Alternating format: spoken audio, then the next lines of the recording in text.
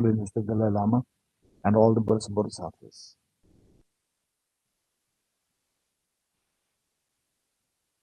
And particularly the author of the text, Acharya Nagarjuna.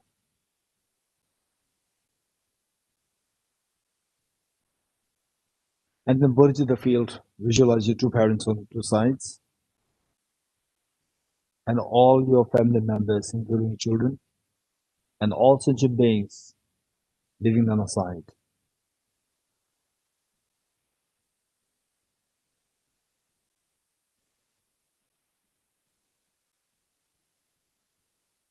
And the purpose of this study is to eventually unfold the Buddha nature within us. And this Buddha nature, which is like the gold, though the nature of the gold is to glow, but when mixed with the soil, mixed with the dirt, mixed with the mud, it doesn't glow. It doesn't mean that the gold is not there. Simply, the nature, the glow of the gold is blocked by the mental defilements. And our job is to get rid of the mental defilements. If you remove the mental defilements more and more, then the glow will become more. And then you will see that, yes, indeed, I have the Buddha nature. So with this in mind, the how to get rid of the mental defilements, finally we come to know that we have to first know the nature of the mental defilements. And the nature of mental defilements, eventually we see it is the ignorance, the way we're going to study from chapter 18 now. Ignorance and its subtle stains. And the remedy lies in the wisdom of emptiness. And this wisdom of emptiness, there are various levels. It requires the most sophisticated wisdom, which is the non-dual wisdom of emptiness. And this non-dual wisdom of emptiness, to reach to that level of the understanding, we need to have the conceptual experience of emptiness. For that, we need to have a very profound reflection on the wisdom. And for profound reflection, we need to have abundance of the materials to reflect on, gathered by the study. So therefore, the wisdom derived through studies, wisdom derived through reflection, and the wisdom derived through meditation. So these three are the things that we need to keep in mind. So the whole purpose, what we're doing here, to study these texts is to gather the materials on emptiness for you to reflect on, and to have enough material for us to reflect on. So with this mind, with and imagine that you are leading this prayer and they're setting for motivation, and all sentient beings are joining you with this mind, and let us do the prayers. And used by great compassion, you taught that immaculate Dharma to dispel all perverted views. To you, the Buddha with Dharma, I pay homage. And teach by great compassion, you taught the immaculate Dharma to dispel all perverted views. To you, the Buddha with Dharma, I pay homage. And teach by great compassion, you taught the immaculate Dharma to dispel all perverted views. To you, the Buddha with Dharma, I pay homage. I go for refuge until I'm enlightened to the Buddha, the Dharma, the Sangha, by my accumulations to the practice of giving and so forth. May I become a Buddha to benefit all sentient beings. I go for refuge until I'm enlightened to the Buddha, the Dharma, the Sangha. By my accumulations of the practice of giving and so forth, may I become a Buddha to benefit all sentient beings. Okay, the Gorilla is here. Gorilla. Yes, Geshe. Okay, Gorilla's here. Okay, Gorilla, why don't you continue reading this? Why you lead the prayers now? So meanwhile, yes. Yes. I go for refuge until I am enlightened to the Buddha, the Dharma, and the Sangha. By my accumulations of the practices, a practice of giving and so forth, may I become a Buddha to benefit all sentient beings. Independent origination, there is no ceasing, no arising, no annihilation, no permanence, no coming, no going, no separateness, and no sameness. I prostrate to the consummate Buddha, the supreme among all teachers, the one who taught this peace which is freed of elaborations. I prostrate to the mothers of the hearers, the bodhisattvas and the Buddhas, who through the knowledge of all lead hearers seeking pacification to complete peace. which through the knowledge of paths causes those helping migrators to achieve the aims of the world, and through the possession of which helps subduers expound a variety of teachings. The one who has transformed into the reliable guide, motivated by altruism to benefit sentient beings, the teacher, Sugata, and protector, to you I make prostrations. The one who has eliminated the web of conceptualizations and is endowed with the divine bodies of the vast and the profound, who eternally shines forth the forever noble light rays, to you, the Buddha, I make prostrations. Inspired by wisdom and compassion, today in the Buddha's presence, I generate the mind of full awakening for the benefit of all sentient beings. The mantra of the essence of the dependent origination mantra. Om ye dharma hetu prabhava hetum desham tathagato yavadat desham chayo nirodha evam vadi mahashramanaye swaha. Om ye dharma hetu prabhava hetum desham tathagato yavadat desham chayo nirodha evam vadi mahashramanaye swaha. Om ye dharma hetu prabhava hetum desham tathagato yavadat desham chayo nirodha evam vadi mahashramanaye swaha. Meaning of the mantra: all phenomena arise from causes. The causes are taught by the Tathagata. The cessation of the causes as well is taught by the great seer. Profound, peaceful, elaboration-free, clear light and non-composite, such is the nectar-like dharma I have discovered. Finding no one to fathom this teaching, in silence I will retire into the woods. Beyond utterance, thought, and expression is the perfection of wisdom, which is unborn, unseized, and has the nature of space. It is the object of apprehension of self-realized wisdom. To you, the mother of the Buddhas of the three times, I pay obeisance. The four seals of the Buddha's teachings. All composite things are impermanent. All contaminated things are of the nature of suffering. All phenomena are of the nature of emptiness and selflessness. Transcending sorrow is peace. The Guru is the Buddha, the Guru is the Dharma, likewise the Guru is the Sangha. The Guru is the source of everything wholesome. I go for refuge in the Guru. By the sound of the vibrant drum of Dharma, you liberate all beings of miseries. I beseech you to kindly remain and give teachings until the end of the expanse of billions of aeons. The Buddha does not wash the negativities of beings, nor does he remove their miseries by his hands. His spiritual realizations are not transferred to them. It is by teaching the truth of suchness that beings are liberated. With folded hands, I beseech the Buddhas of all directions to shine the light of Dharma for all bewildered in misery's gloom. Instructions on parting from the four attachments. If you are attached to this life, you are not a spiritual practitioner. If you are attached to samsara, you have no renunciation. If you are attached to your own self-interest, you have no bodhicitta. If there is grasping, you do not have the view. Thank you, Geshe. Oh. Tayatha Om Gate Gate Pargate Parasamgate Bodhi Swaha Tayatha Om Gate Gate Paragati Parasamgati Bodhi Swaha Tayatha Om Gati Gati Paragati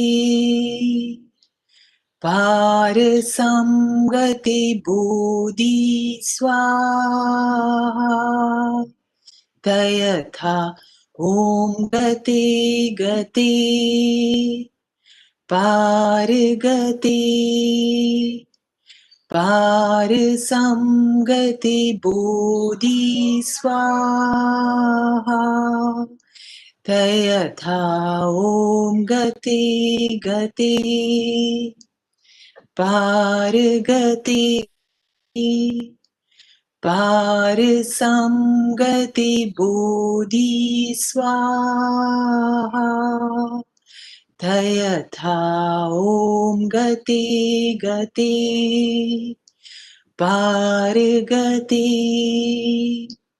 Parasamgati Bodhi Swaha Tayatha Om Gati Gati Paragati Parasamgati Bodhi Swaha. Thank you, Geshe. Indeed. Bodhi essence.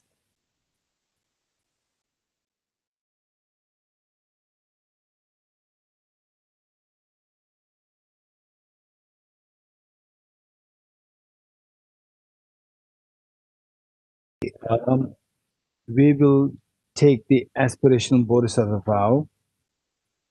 Again, as we said before, the early days, this has no commitment at all.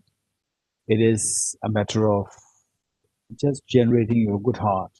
It's a matter of the expanding your ease, expanding your happiness, expanding your ease. This is the word, ease. As we do that, as you broaden the circle of compassion with other beings, your ease simply expands. But this is a secret of happiness. Where you expand your compassion, the happiness naturally grows. This is so beautiful. You don't do anything extra. And then as a consequence, your, say, the depression, all the dissolve, and the degree of happiness, your immunity builds up. There are so many benefits, and overall, you're very happy. Even food that you eat, any food that you eat, you can feel the taste, you can feel the joy in having the food. And then in the leisure time, seeing somebody, seeing a beautiful, seeing a flower, seeing anything will make you so happy. This is secret of happiness, expanding the circle of compassion. So I will do that. Sure. Okay, I will read it 3 times together. The first one 3 times, then followed by the next two 3 times. And let us reinforce the visualization of all the bodhisattvas in front of you, and all your two parents, all your family members, including children, and all sentient beings around you, the human beings, animals, insects, herbivores, hell beings, god and goddesses, spirits, everyone with you. And you are leading this, and everyone happily joins you in this journey. And even those beings who passed away, your parents, some of you, they must have passed away, and your friends who are lost to this COVID-19, we just visualize all of them to be with you, and then taking them. You are taking the responsibility to take them towards the ultimate happiness. Okay. I go for refuge to the triple gem. I confess the negativities individually. I rejoice in the virtues of all the beings. I hold the precious Buddhahood in my heart. I go for refuge to the triple gem. I confess the negativities individually. I rejoice in the virtues of all the beings. I hold the precious Buddhahood in my heart. I go for refuge to the triple gem. I confess the negativities individually. I rejoice in the virtues of all the beings. I hold the precious Buddhahood in my heart. Gurus, Buddhas, and Bodhisattvas, please pay heed to me. Just as the previous Buddhas have generated the amount of bodhicitta, and just as they successfully dwell in the bodhisattva practices, likewise for the benefit of all sentient beings, I will generate the amount of bodhicitta, and likewise shall I too successfully follow the bodhisattva practices. Gurus, Buddhas, and Bodhisattvas, please pay heed to me. Just as the previous Buddhas have generated the amount of bodhicitta, and just as they successfully dwell in the bodhisattva practices, likewise for the benefit of all sentient beings, I will generate the amount of bodhicitta, and likewise shall I too successfully train in the bodhisattva practices. Gurus, Buddhas, and Bodhisattvas, please pay heed to me. Just as the previous Buddhas have generated the amount of bodhicitta, and just as they successfully dwell in the bodhisattva practices, likewise for the benefit of all sentient beings, I will generate the amount of bodhicitta, and likewise shall I too successfully train in the bodhisattva practices.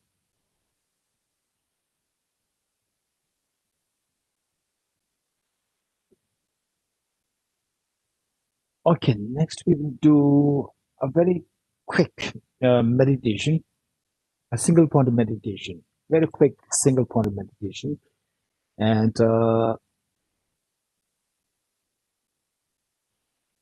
it's going to be just like 2 minutes.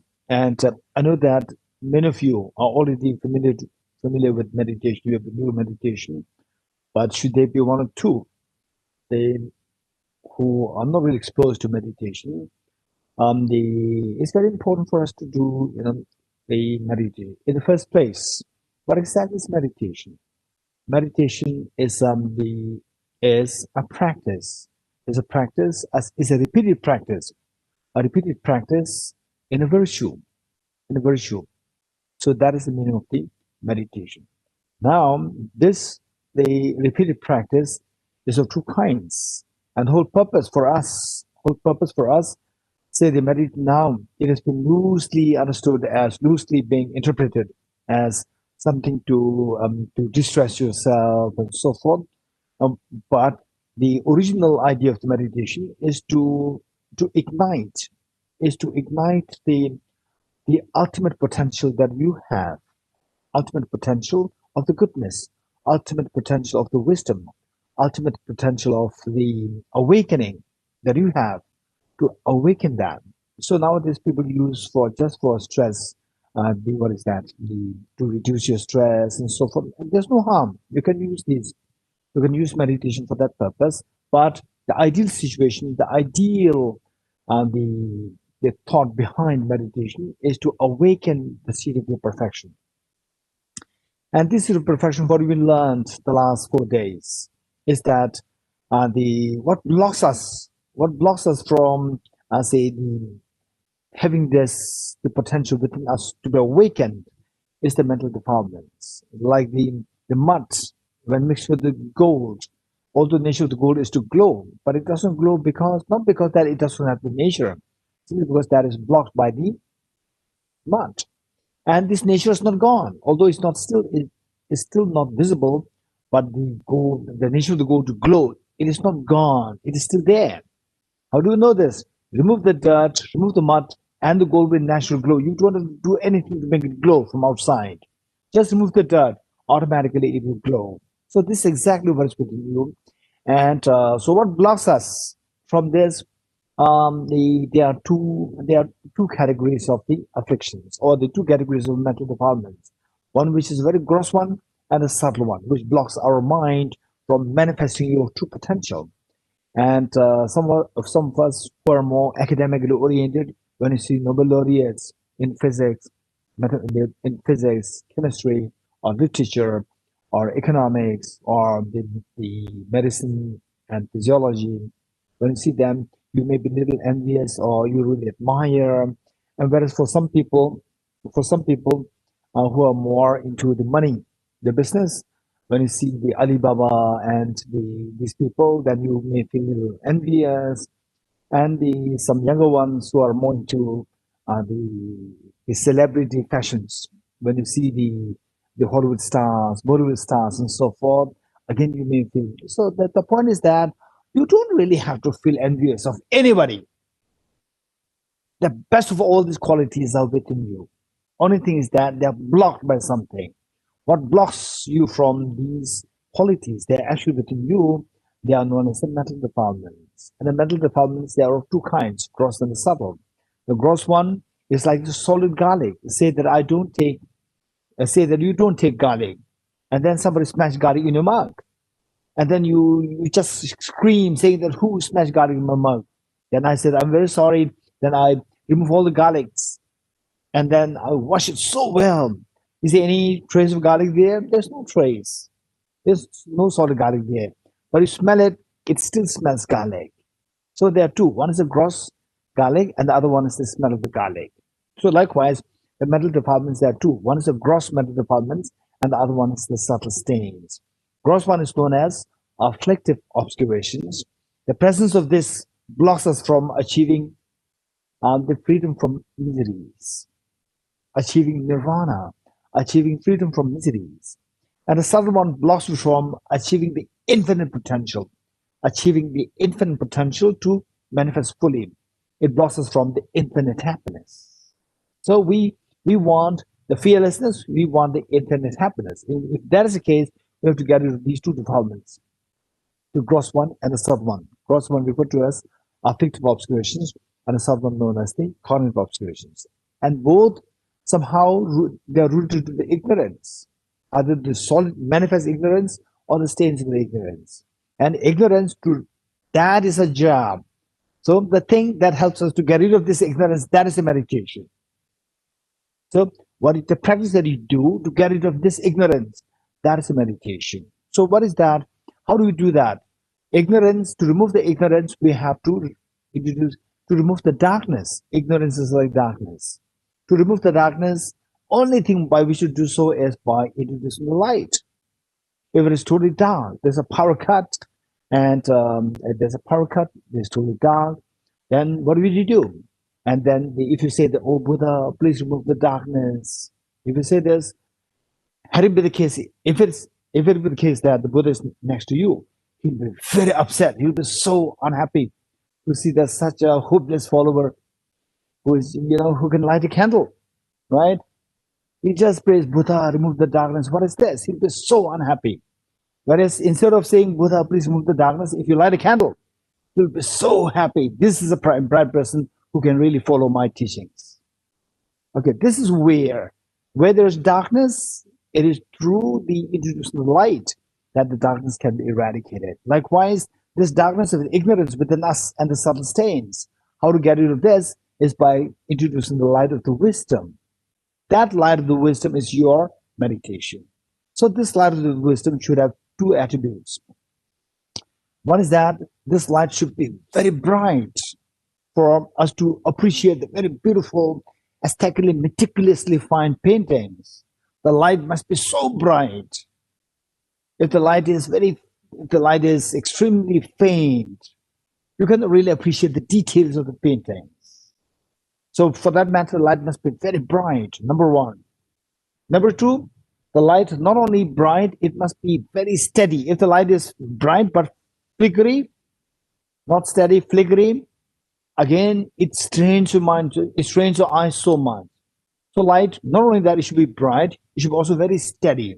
So the meditation must be the practice to make our wisdom very bright and to make our wisdom very steady. So this meditation consists of two parts. One, to bring the sharpness or the brightness of our intelligence, and the other meditation to stabilize the mind. So the one to bring sharpness, intelligence, vibrancy to your mind, that meditation is known as analytical meditation. By doing analytical meditation, invariably your intelligence gets sharpened. It gets brighter. And the stability meditation, that is known as the single-pointed meditation. That will help us to contain a mind, to keep a mind stable and steady. So these are two the meditation required. And the study that we're doing, chapter 18, 24, so that is primarily to sharpen our intelligence. To sharpen our intelligence, which is also referred to as the analytical meditation, which is so important. So without this, no matter how much you do the single point of meditation, you just sit like this, and with this highly qualified the single point meditation, it will never sharpen your mind. It'll only make your mind steady. It'll only make your mind very steady and still, but not sharpen your mind. Finally, to become Buddha means to become enlightened, to know all the nuances, to know all phenomena. For that, your mind must be extremely sharp. So the sharpness must be built. At the same time, the steadiness must be built. For the sharpness, to build sharpness of the mind, with the meditation required is known as analytical meditation. So the studies that we've been doing, the on the emptiness. So all these analysis, all these the questionings in the interactions, they form the part of analytical meditation. And then what we're going to do now, very quick meditation, 2 minutes meditation is a part of this single point of meditation. Then over time, when you get some kind of command, you gain some kind of command over these two meditations, then you can merge the two, because finally it should be the same light which is bright, the same light which is steady is required. So the same mind needs to be brightened, the same mind needs to be steady. Okay, so with this mind, the what we're doing is a quick single point of meditation, and the since that most of you are already aware of meditation.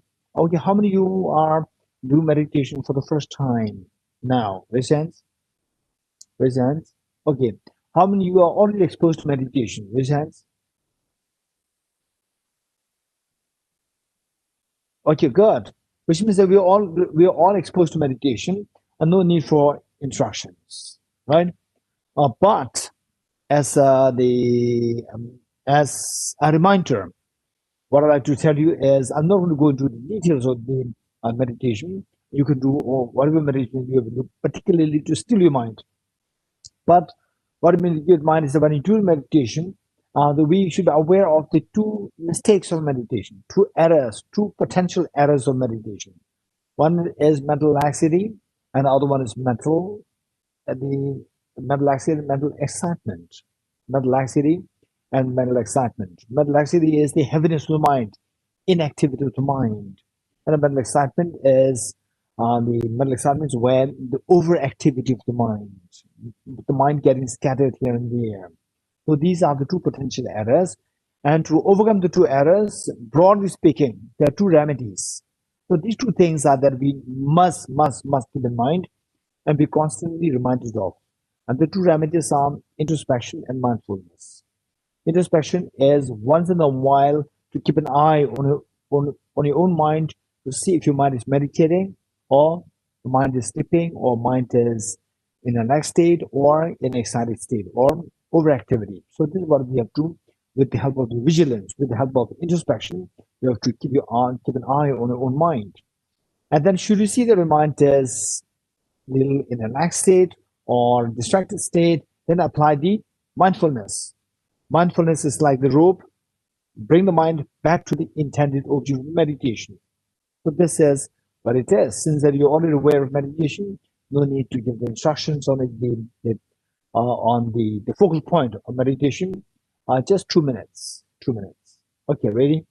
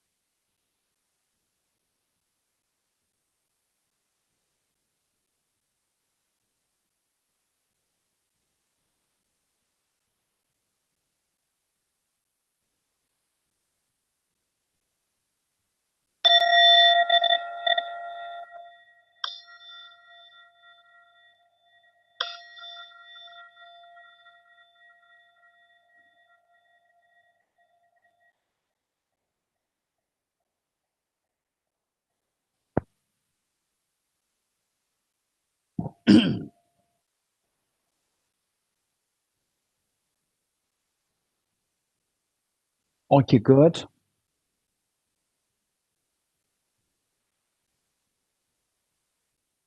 Just for information, particularly, I see that many of you are from Nalanda Master's course and Nalanda Diploma course, but should there be some who are interested in these topics, like the emptiness, of course, what are you doing? Just 5 days, 5 days each day, 1.5 hours, and so it's just nothing.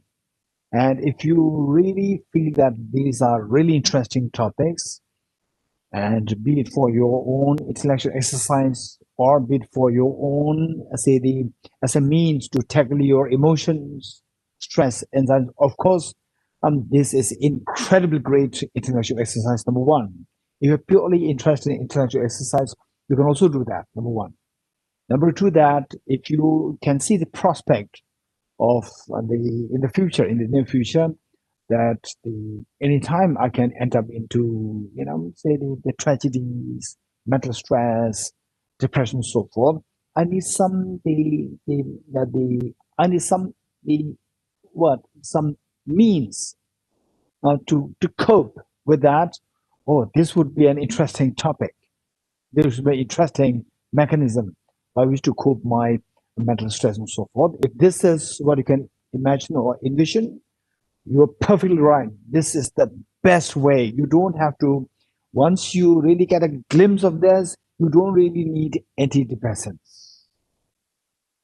Believe it or not, say you just go through very heavy, let's say, the heaviness of the mind, depression. Your mind goes into depression, stress, and heaviness.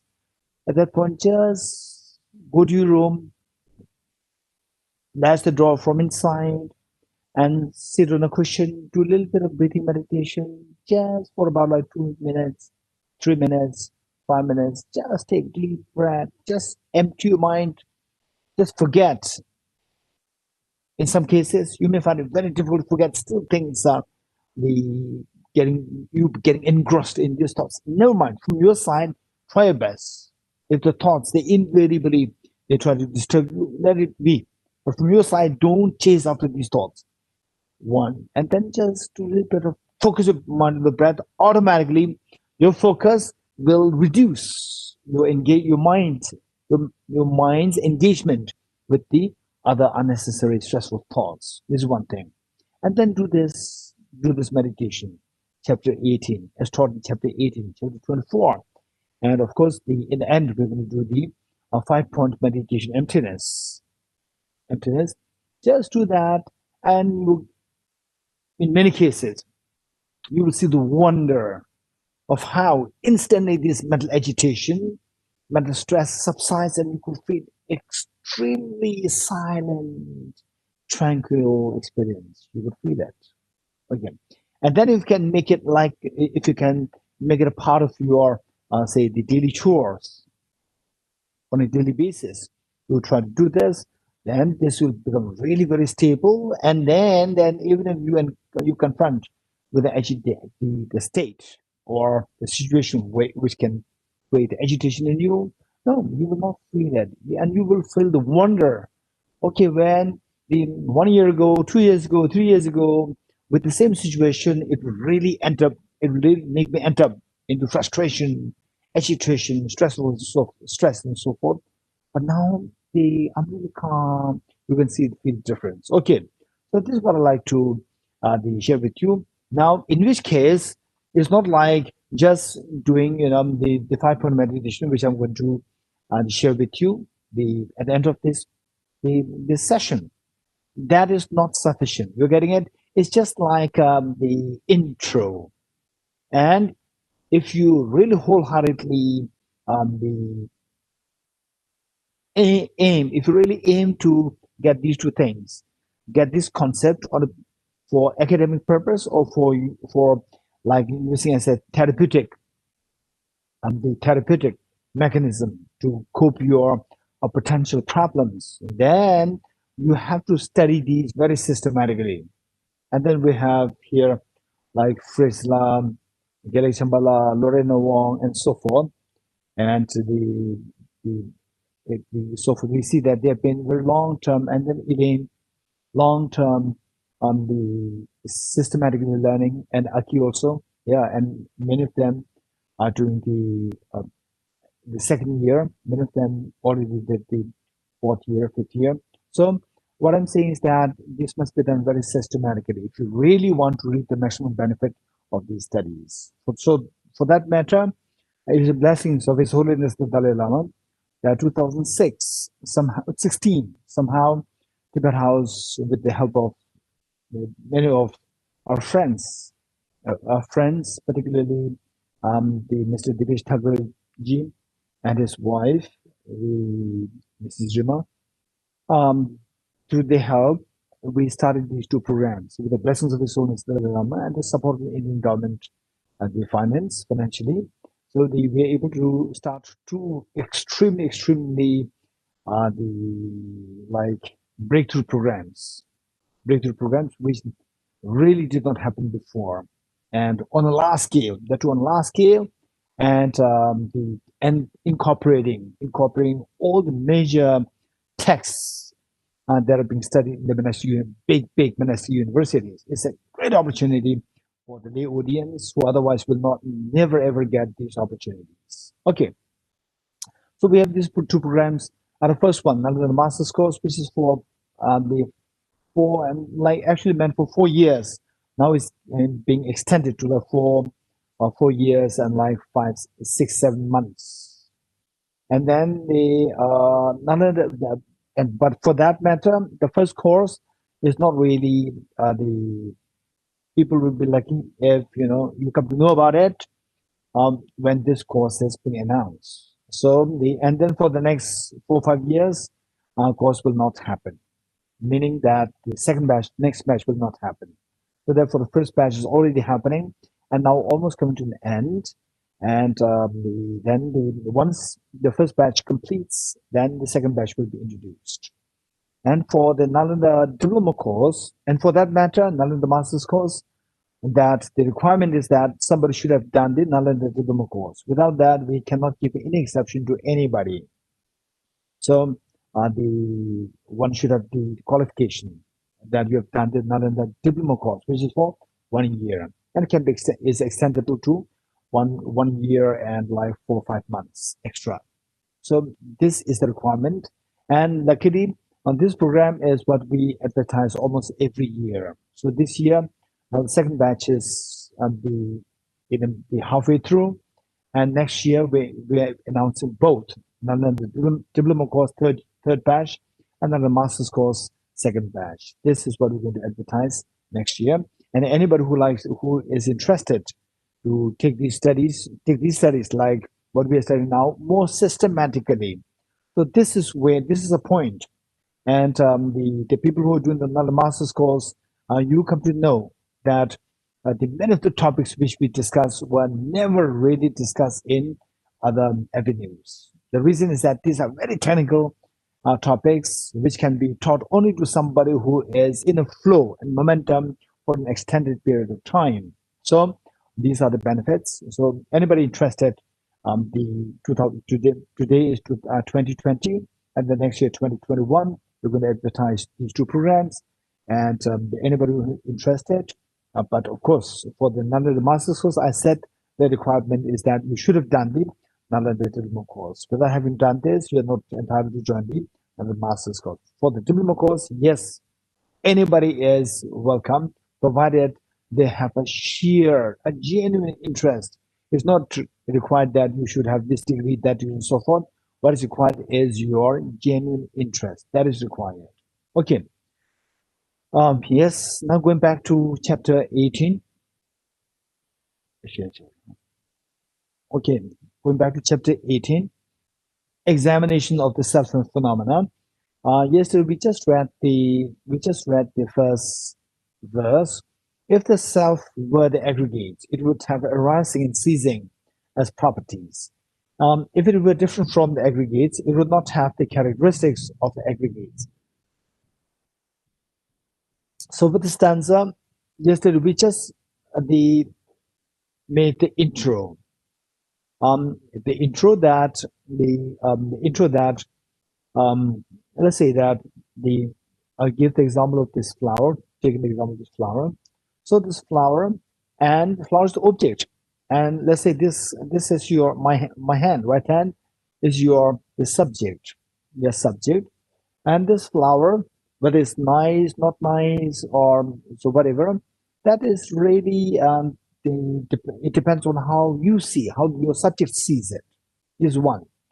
Then number two, that if we talk about that the flower and the flower and the imaginary flower, the real flower and the imaginary flower. Let's say when we ask what is the difference between the two, most of you agree that the flower is, in a loose sense, the flower exists from the object, imaginary flower exists from the subject. It's just how your mind thinks, subject. So from this, we get a clue that there is something known as subjectivity, something which comes into being by the part of the subject. So with this, the chapter 24 is all about how if things don't exist subjectively, then things should exist objectively. Opposite. These are the only two alternatives, only two choices. Either the object should exist subjectively, or from the object objectively. And if it does exist objectively, this is the meaning of this: something existing, say independently, objectively or independently. And then we discuss about the traffic rules, the lanes, which is the correct lane, and so forth, and the accuracy of the lane, which is the correct lane, whether you abide by the rules of the lane. So, and then yes, there's a rule there, and if you don't abide by the rules in some countries, you will be put to heavy penalty. And then who decides the rules? Who decides which lane is correct? The lane will not tell you. Okay, now you are driving on the wrong lane. The lane will not tell you. So how do you, what makes that which lane is correct is the conventions, which we discussed earlier. Conventions. What does it mean by convention? Convention has connotation of subject, not the object. This is what we discussed. Okay. So likewise, just as the traffic rules, and even even for, we have many rules there. Even for the small children playing games, there are rules. Playing games, somebody is appointed as the king, somebody is appointed as the queen, somebody is appointed as the minister, and so forth. Again, they have their own rules. And somebody is appointed as the bishop, or some, what do you call, as a commoner in the children's game. As a commoner, their commoner, the boy or the girl, cannot say that, okay, I'm the king. No, everybody said you are not a king. They'll put you to penalty because you have to follow their rule. Okay, so there we see that the rule means rule is not created by the object, it's created by the subject. Let's not forget it. So from many from various angles, we come to know that there is some subjectivity coming into play for the coming to play or contributing to the existence of things. Okay, with this in mind, what we're discussing is, okay, now instead of this flower, let's say the self, and let's say the me. This is me, and then say this is your mind, your mind seeing me. Okay, now if you say that the self, how does this self appear to you? How does this self appear to you? As objectively real, or as like a projected by your mind as a projector? How does the self appear to you? We all agree that it appears as from the object, nothing as projected by your projector. Okay. Now if it does exist objectively, the subject has no role. You're getting it? This is what we discussed yesterday. If the self does exist objectively, the subject has no role. If the subject has no role, remove the subject. If you remove the subject, only the object is left. If the object is left, then on the object, you go closer to the object. You go closer to the object, then you have to find the self as you go closer to the object. As you go closer to the object, let's say this flower, as you go closer towards this flower, you will end up seeing the atoms. This is what we discussed yesterday. Likewise, as you go closer towards the self, you will end up seeing the 5 aggregates. You end up seeing your body and your mind. And where's the link with the body and the mind? This link is made by your mind. This is made by the subject. The link between the body and the mind, on the basis the self comes into being, is created by the subject. Now that you said that it appears as object real, so the subject is no role. Remove the subject. Then it should be purely from the object. Pure from object, what exists is just the 5 aggregates. So if the self exists in the object, then from the object, then there should be one of these 5 aggregates should be the self. Which means that you are left with only 2 options. Either to say that these 5 aggregates are the self, and if you're not happy with this, then there should be self different from the 5 aggregates. These are only 2 options. So the first option, that the 5 aggregates, if you say that the self is to be identified with the aggregates as a self, which means self and the aggregates, these 2 are the one. So the first line of the text says, chapter 18, if the self were the aggregates, if you say that by going towards the object, we talked about the ultimate analysis and the conventional analysis. So convention is what your mind, what your subject creates. So conventionality. So that mind analyzing what is on the convention is known as conventional analysis, and that mind which is trying to see what is on the object, from the object, that mind is known as objective or the ultimate analysis. So if the self does exist objectively or ultimately, then the ultimate analysis should be able to see that. And we also made the distinction between the ultimate analysis and the conventional analysis yesterday. We made this distinction. With this distinction, then you employ to see what is there on the object, you have to employ the ultimate analysis. Okay, so let's say one example that one question that I asked is that let's say that you are 1 kilometer away from me. You are sitting 1 kilometer away from me, and you are seeing me in water. And how will you evaluate whether what you are seeing is actual water, what you're seeing is water, or what you're seeing is water is a mirage? How will you decide? Anybody? You are sitting 1 kilometer away from me, and how are you going to evaluate that? Anybody? Raise hands. How will you evaluate what you are seeing as water, whether it's water or whether it's mirage? How would you evaluate? Anybody? Elaine likes the expert, I know. Anybody raise a don't just raise the hands to save our time, because there are many things to be done. Anybody? Okay, Kim Lui. You go nearer to the object. We cannot. Okay. Can you hear me? I say you will go nearer to the object. Okay, that's true. Kim Lui, thank you. So the point is that what you do is that if you see, say, if you are here and I'm here, 1 kilo separated by 1 kilometer distance, and if you see that I'm in water, how do you evaluate that what you are seeing is water? From there, is it actually water or is a mirage? So as Kim Lui said, that only way by which to evaluate that is easiest way by which to do that is go closer towards the object. Go close to the object. And you come too close towards me and you say it's so dry, there's no water at all there. There's no trace at all there. Just the water at all there. What do you conclude? What I earlier saw as water was deceptive. You getting it? What I earlier saw as the water was deceptive. What I earlier saw as water was actually mirage. So likewise, if the self does exist, from the object, then you have to go closer to this object to see if the self exists. So what is that analysis known as? The analysis, the mind analyzing the self by going closer to the object. What do you call that analysis? Anybody?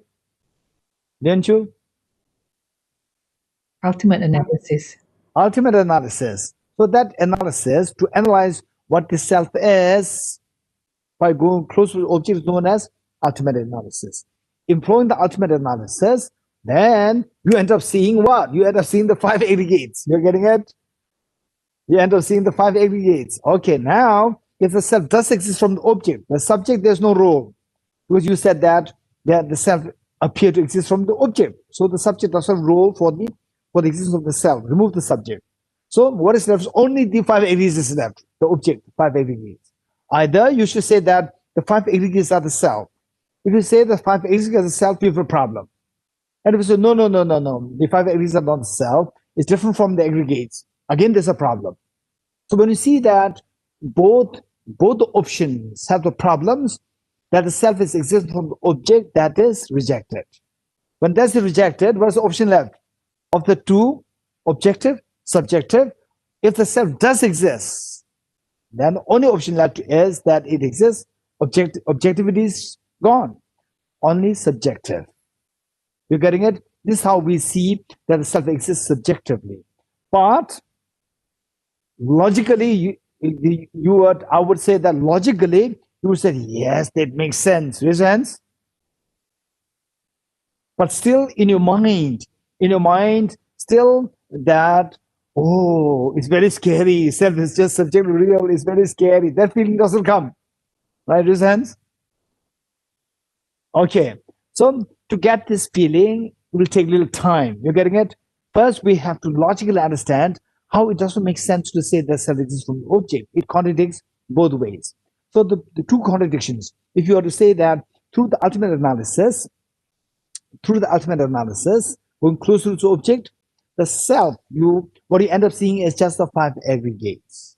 So either you have to say the five aggregates are the self, these two are self that you're looking for, and what you found, the five aggregates, these two are one, or these two are different. Five aggregates are here, and the self is here. Two different things. In both ways, there's a problem, and these two are the two only options for what to say that the self exists objectively. Okay, so what are the contradictions? The text reads, if the self were the aggregates, it would have arising and ceasing as properties. Okay, this is very important. This is a little technical. But it's not that difficult. It is technical. It is not difficult. Technical means that you have to study it. It's not just listen to a story. Okay, so if the self were the aggregates, if the self and the aggregates, these two are one, what's the problem? So the aggregates, which means that aggregates exist from the object, or independently, you're getting it? Objective, independent, they all mean the same. So the five aggregates, if they were to exist independently, then the five aggregates in space, they should be independent from each other. The five aggregates, they're all disconnected. And also that in time, they are disconnected. Say your mind, your consciousness, 2019 consciousness, 2018 consciousness, 2020 consciousness, then 2017 consciousness. All these, they are disconnected. If they are disconnected, it becomes like you and me. You and me. What do you mean by you and me? Okay, let me say, Niveditaji, what did I have for my breakfast? Tell me. What did I have for my breakfast? Okay, all of us listen to this. I'm asking Niveditaji. I don't think that Niveditaji is sitting next to me. Where are you now? You're in Mumbai? No. Where are you? Niveditaji? Unmute. I'm in Bangalore, Geshe. Okay, Niveditaji, tell me, what did I have for my breakfast? I'm in Delhi. I don't know, Geshe. Why not? It's just not even 1 hour or 1.5 hours. It's a difference of space. We're in different places. We are in different places. You're getting it? Okay. So look, these are two different people, two disconnected people. Niveditaji and Dorji, these are two distinct people, right? And the Dorji's memory, what Dorji did, and Niveditaji does not have the memory of that, because these are two different people. You're getting it? Two different people at two different places, separated by distance. Okay. So likewise, the five aggregates in time, today's in time and space. In time and space, and in space also, they should be disconnected. If they're independent, the objective and independent means the same. You're getting it? Objective and independence mean the same. And if they exist objectively without the subject's involvement, then they should become independent. If they exist independently in space and independent in time.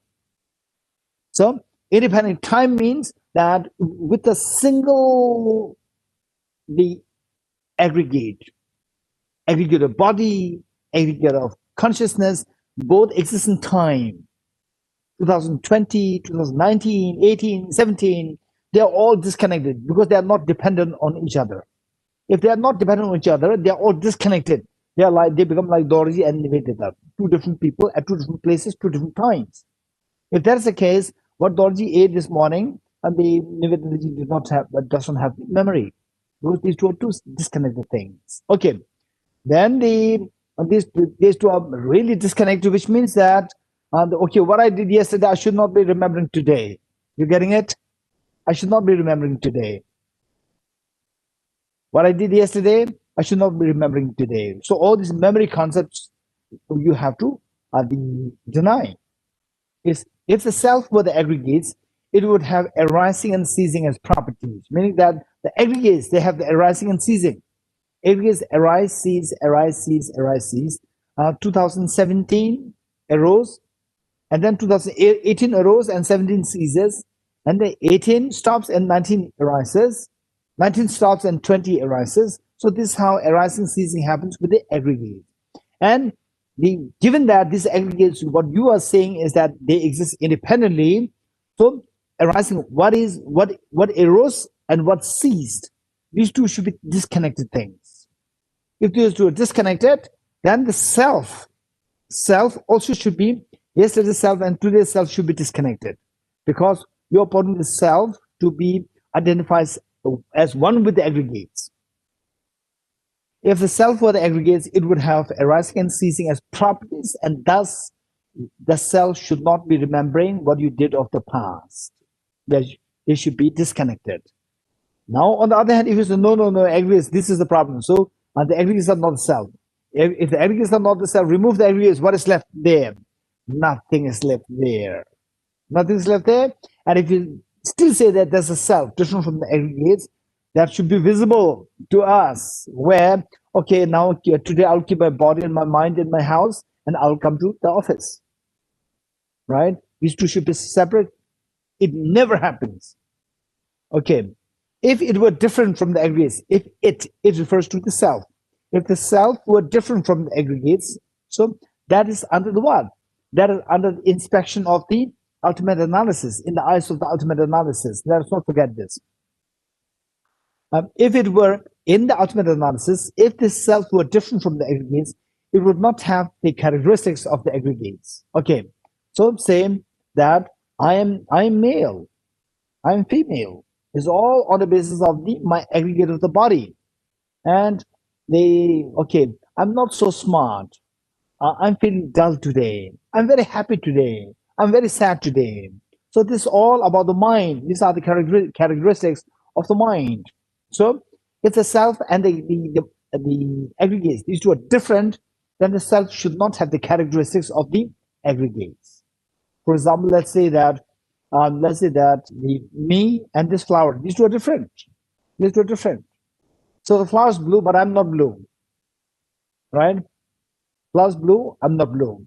And then they say I'm a male, the flower is not male. Flower is neutral, I'm not neutral, gender neutral. I'm a male, I'm a female. Okay, so we see that if these two are distinct, the aggregates and the self, these two are distinct, then the properties or the characteristics of the aggregates should not be there with the self. If it were different from the aggregates, it would not have the characteristics of the aggregates. Okay. Now from this, then the question is, where is the self? The way you saw the self as object real, where is the self? You don't find it. If you don't find the self through this ultimate analysis, if there were no self, meaning if there were no independent self, if there were no objective self, if there were no independent self, stanza 2. Where would the self's possessions be? That is mine, mine. Okay, if the self is not there, in the eyes of the ultimate analysis, self does exist. Let us not forget it. Self does exist, but the self does not exist objectively. The self does not exist independently. Let's not forget this. Oftentimes, people interpret Acharya Nagarjuna's text, Acharya Nagarjuna's view as nihilistic. This is their failure to understand the profundity of the Acharya Nagarjuna's philosophy. Okay, if with ultimate analysis, if the self were not there, where would if the self was not there, self as the owner does not exist. If the self as owner does not exist in this ultimate analysis, then what is owned will not exist. Which says, from where would the self possessions be? What is owned will not be there, which means my body, my mind, all these things will make no sense. From the pacification of the self and what belongs to it. So with this ultimate analysis, we see that objectively, there's no self. Objectively, there's no mind. Objectively, there's no self. And objectively, there's no possessions of the self. From the pacification of the self and what belongs to it, like my body, my mind, my five aggregates, and so forth, one is freed from grasping onto I and mine. One is freed from grasping onto the objective I and objective mind. All problems are like this, that why he is being unfair towards me, right? Why he's taking away my car, why he's hitting my car, right? All these problems. Why he's touching my mobile, why he's touching my the house. So all problems about me, my, this problem. It's all because seeing these things as objective real. You're getting it? Okay, let's say that my mobile. If you see that this is like a dream coming from the subject, coming from say, if you just mentally create a mobile in your mind, and imagine somebody is touching it. It doesn't. You will not mind it. You will not mind somebody touching somebody trying to touch your mentally created the mobile, because it's not really there from the object. It's just what mind is creating. So that way you'll be freed from all the unnecessary stress, tension, anxiety, anguish, and so forth. This is extremely precious reflection. Okay. One is freed from grasping onto I and mine as objective real. Number two, sensory. One who does not, instead of who, you can make it which. One which does not grasp onto I and mine, that one does not exist. That one does not exist truly. That one does not exist objectively. Which means that, this is very important. You're getting it? Many people, when you even explain Acharya Nagarjuna's philosophy, and if the other people, they are also exposed to some kinds of philosophy, they will tend to, they're bound to come up with some questions, like this question. For example, let's say, now what we say is that this flower,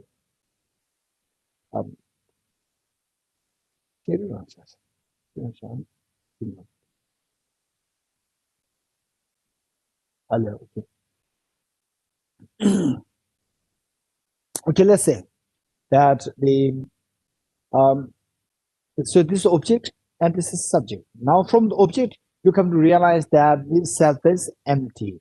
From the object, objectively, the self is empty. You come to realize that. Okay, now let's say that, let's try to be a little creative, and imagine that now from the object, the self dissolves. Okay, you realize this. From the object, the self is not there now. You discover that. Okay, who discovers this? This question. You're getting it? Who discovers this, right? There must be some agent there who discovers that. Okay, my mind. So your mind is still there. You're getting it? Okay, your mind is still there. So you said that the self dissolves. Self is not there, but your mind is there. You're getting it? If your mind is there, your self should be there. These are the questions. Okay, anybody who can respond to this question? Anybody who can answer this, give an answer, good answer to this question. Anybody? Raise your hands. Raise your hands, anybody? Anybody? Okay, Lara. Yeah, would it be like a pure negative? A Say it again. non-implicative? Would it be like a non-implicative negation? Like you can't like associate a positive property with nirvana, so you couldn't No, no, this is not my possibly. question. Okay. Laura, and just listen to the question well. Wait, what? The question is that, okay, so far with all this analysis, you're following the analysis. You employ the objective. First you ask, how does the self appear to exist? You said it appears to exist objectively. Now, with the analogy of the water and the mirage, how do you verify that I'm in the water or I'm in the mirage? Then the Kim Lui said that by coming closer towards the object. Closer to the object, you see that there's no water there. From this, you concluded that what you earlier saw as water was mirage. You're getting it? That is deceptive. So likewise, how do we evaluate that the self exists as objectively real? Then you have, with the same reasoning, the token reasoning as employed to the mirage, you have to go closer to this object. So what is that mind known as, which goes closer to the object? That is known as ultimate analysis. So with the ultimate analysis, you see that the object is not one with the parts, not one with the aggregates. No, that is different from the aggregates. So these are the only two options for the self to exist objectively. So now, where is the self? Self is not there. So we reach to this level, up to this point. Now the question is that, okay, are you sure that the self is not there from the object? 100% sure. Who knows it? This is my question. You're getting, who knows that this self is empty from the object? So your mind knows that. You're getting it? Your mind knows that. If your mind knows it, your mind is there. Not only your mind, because your mind is there, you should be also there. So you are not lost, you are still there. So this is contradiction. How to resolve this contradiction? This is the point. Like gorilla. Yeshila, conventionally my mind and body is there, but ultimately even my mind is not to be found. Yes, but the question is that we said this, that we discovered that the self is empty objectively, right? When you discover the self is empty objectively, but who is seeing this? Who is saying that the self dissolves, that the self is empty? Who's seeing that? My mind sees that. You're getting it? If your mind says that your mind is not dissolved, your mind is still there. If your mind is there, then you should be also there, because without you, your mind is not existent. So how do you resolve this? Huh? This is the question which many people ask. Many people, this makes people to think that Acharya Nagarjuna's philosophy is nihilistic. Okay, so this is a very important. If you don't appreciate this question, you will never see the subtle emptiness of Acharya Nagarjuna. Okay, Shandila. Yeah, so far we saw the dependency that the objects are they are dependently originated, that they are not objectively there existent, and similarly the mind is also dependent on the object. So the subject and object, there's a codependent. Also, if you do ultimate analysis on the mind, it will also not exist objectively. Okay, what Shandila said and what Gorilla said, these two are same, right? Okay, for the time being, the first let's go to listen to Mr. Mark. Mark.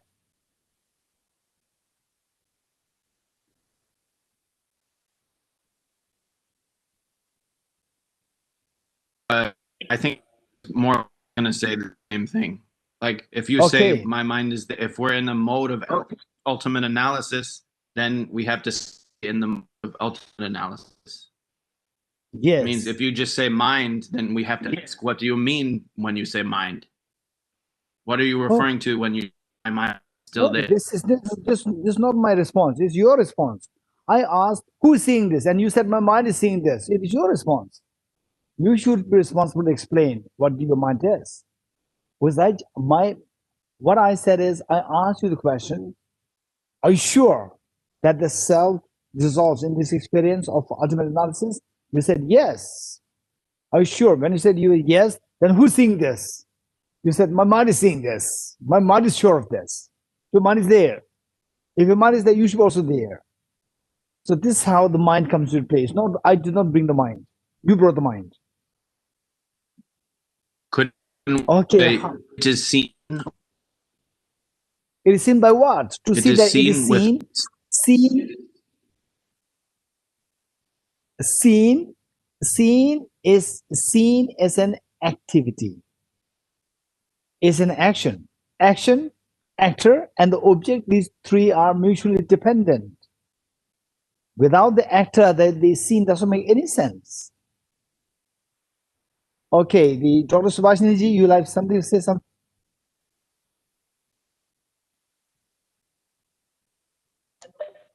Geshe, in the Yes. conventional sense, we have to have the mind.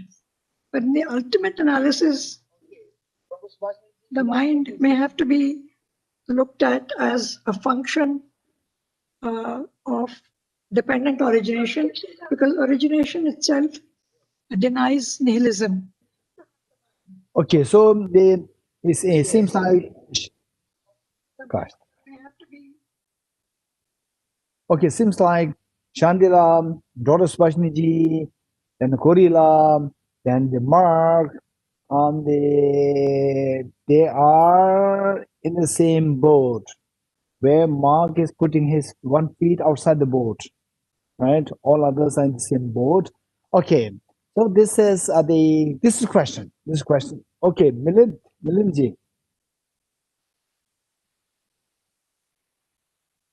Unmute, please, Milindji.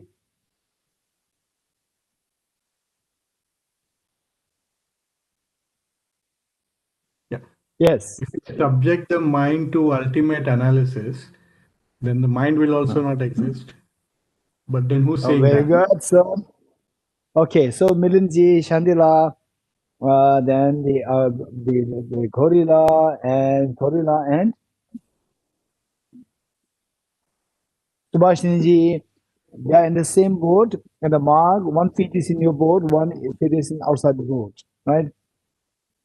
Okay. So most of you are still okay. I understand what you're saying. Your answers are correct. Your answers are correct. But the people who ask this question will not be happy with your answer. You're getting it? They will not be convinced. So you have to look for ways and means to make this answer easily understandable by those people who ask this question. That's very important. Okay. For time, let's go further because we have only 8 minutes left now. Yeah. 12 minutes left. Okay, so we have another 12 stanzas to go. And then a meditation to go. Okay, so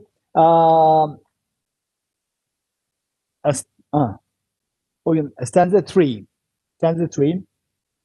One which does not grasp onto iron mind, that does not exist truly. So which means that one which does not grasp onto iron mind, this I doesn't exist objectively, mind doesn't exist objectively. Who is saying this? This one, your mind which does not grasp onto iron mind, even that mind does not exist truly. Even that mind does not exist objectively. You're getting it? So how to give an unconvincing answer? Okay, I'll quickly share this with you. The point is that when you say that I'm seeing this, when you say that I'm seeing this, or your mind, my mind is seeing this. This mind, this question, who's seeing this? When you say who is seeing this, this question is coming from the background of conventional analysis. You're getting it? This question is coming from the background of conventional analysis. So the answer that should come should be also from the conventional analysis. If I say, what's on the table? You say that there's nothing on the floor. You're getting it? If I ask you, what did you eat? What did you eat? Then if you say that I did not go to a shopping mall, these two are totally irrelevant. You're getting it? So therefore, when the question is coming from with the background of conventional analysis, answer also must come from the conventional analysis background.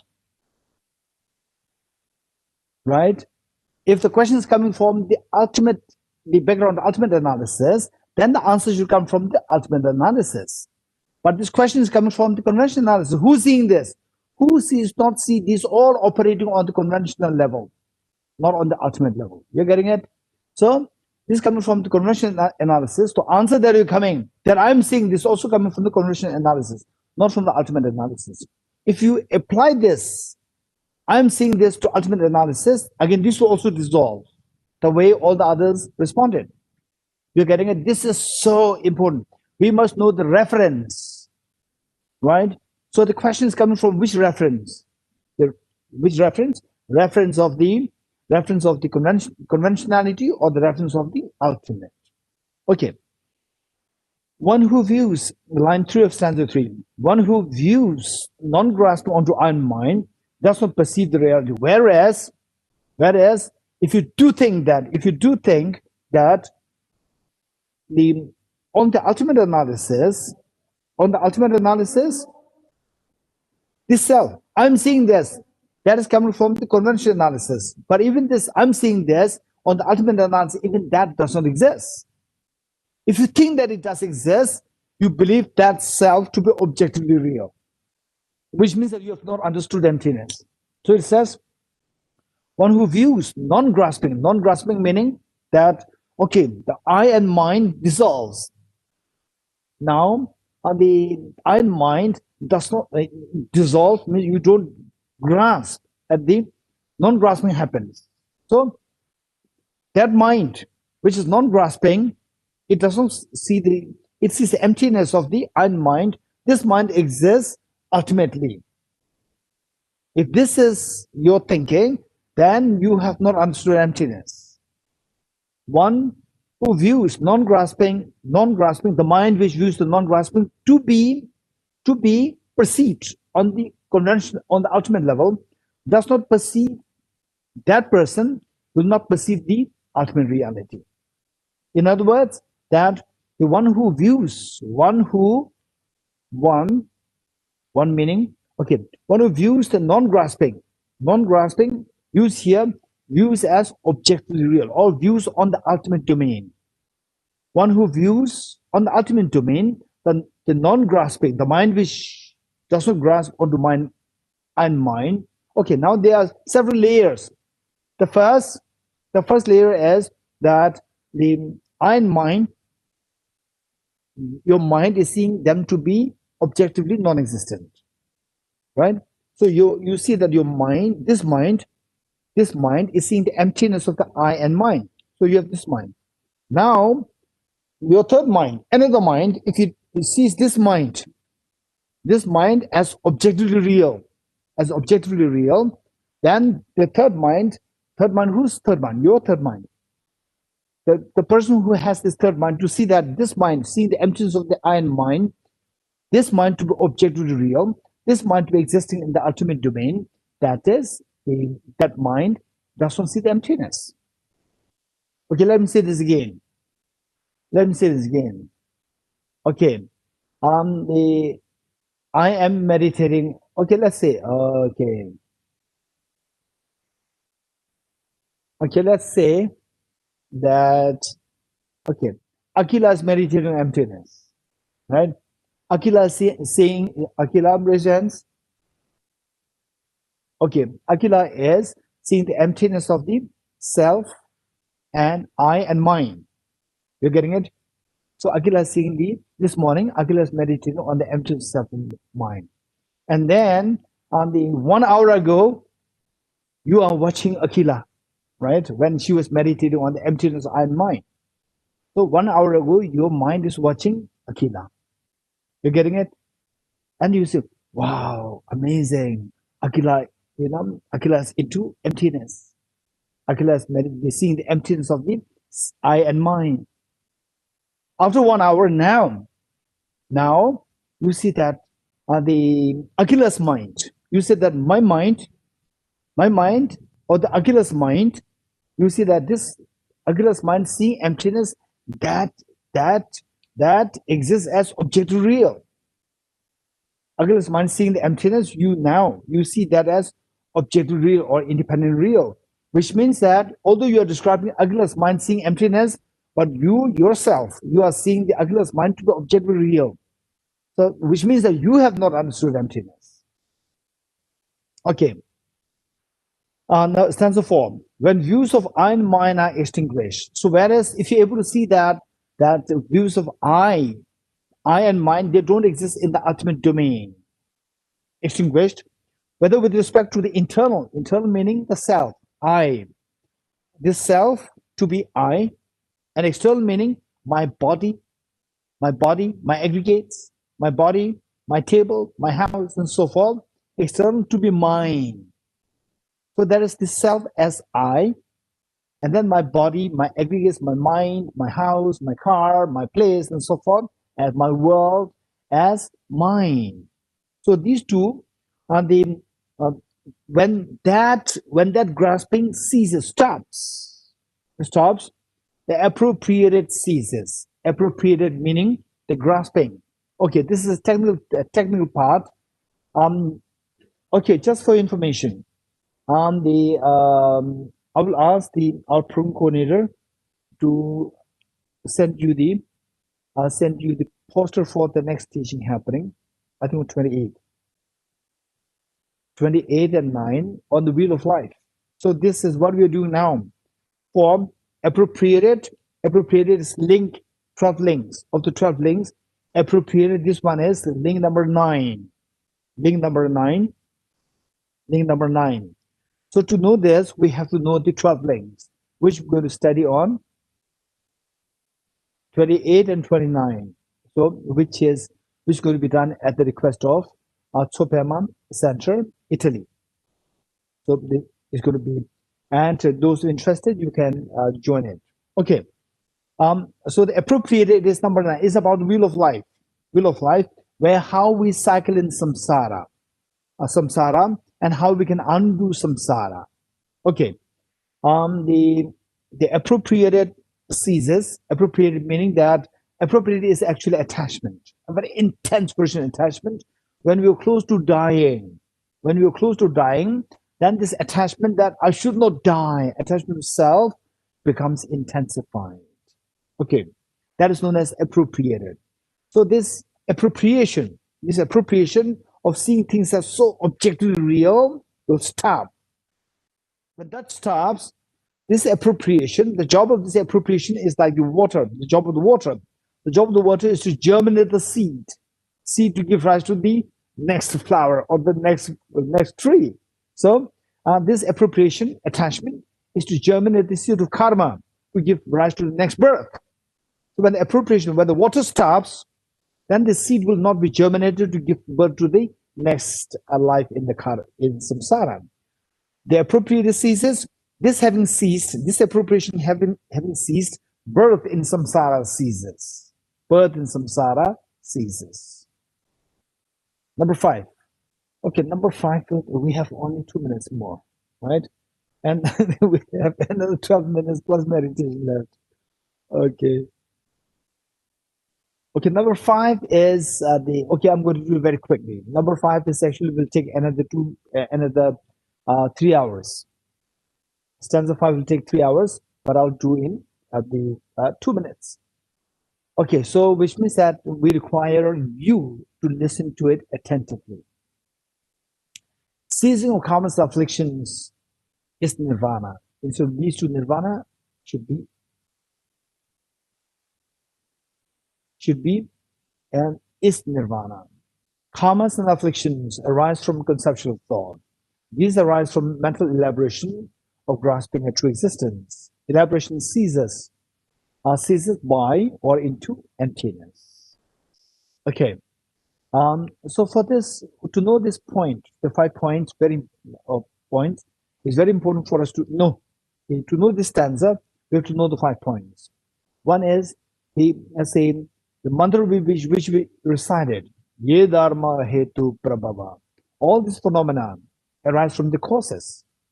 Phenomenon, the phenomena of suffering, all the suffering that we go through, the fear of COVID-19, the fear of losing your near and dear ones, the pain of separation, and so forth, a pain of not getting a job, pain of the pain of losing the job, the pain of your business going say the finding the liquidation of your business and so forth. So all these problems, just mention anything. All these problems, where do they come from? They come from their respective causes. What are the causes? The mother says, Ye Dharma Hetu Prabhava. All these phenomena, particular phenomena, miseries, they arise from the causes. Ye Dharma Hetu Prabhava, Hetum Te Sham Tathagato Hyavatat. These causes, what are these causes? Is taught by the Tathagata, by the Buddha. So what are these causes? This stanza explains what are these causes. This is so important. If you understand what these causes are, you will learn how to undo these causes. And then you become your self-therapist. Right? Okay. So what are these causes? And if you know what these causes are, then the Desham Chayo Niruddha Evam Vadi Mahashramana Soham. The cessation of these causes as well is taught by the great seer. So once you know what the causes of the samsara are, you can see how to make these causes cease, how to stop these causes. How to stop these causes also is taught by the great seer. Okay, so for that matter, we have to know what are the causes. What are the causes of these miseries? Just learn this stanza 5 and you will have everything in the palm of your hands. Okay. The first one is, for this matter, we need to know the 5 points. Number 1 is miseries that we go through. All the evident miseries that we go through, that is number 1. And these miseries, they arise from the number of the immediate cause, which is contaminated karmas. So he says, season karmas and afflictions. So miseries, they arise from the contaminated karmas. Number 2. Number 3, contaminated karmas arise from afflictions. Number 3. And you may be wondering, what are these afflictions? I'll explain this later. Contaminated karmas arise from afflictions. Number 3. Afflictions arise from number 4, inappropriate attention. Number 4, inappropriate attention.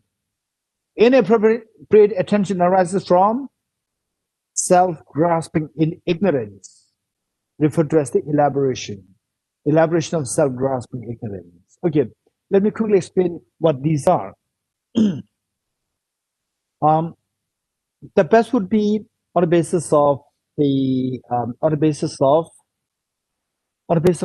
an example. So I'll like to give an example. Okay, let's say that we all fall asleep and we start to dream. We start to dream, and then you start to dream of having class in Deer Park. You start to dream of having class and physically being there and attending class. And in the class, say that I said that I pick up the phone.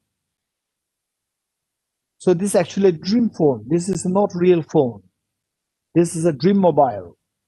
So in the dream, you dream of me pick up the mobile, and you look at it. Oh, in the middle of the class, he's picked up the mobile.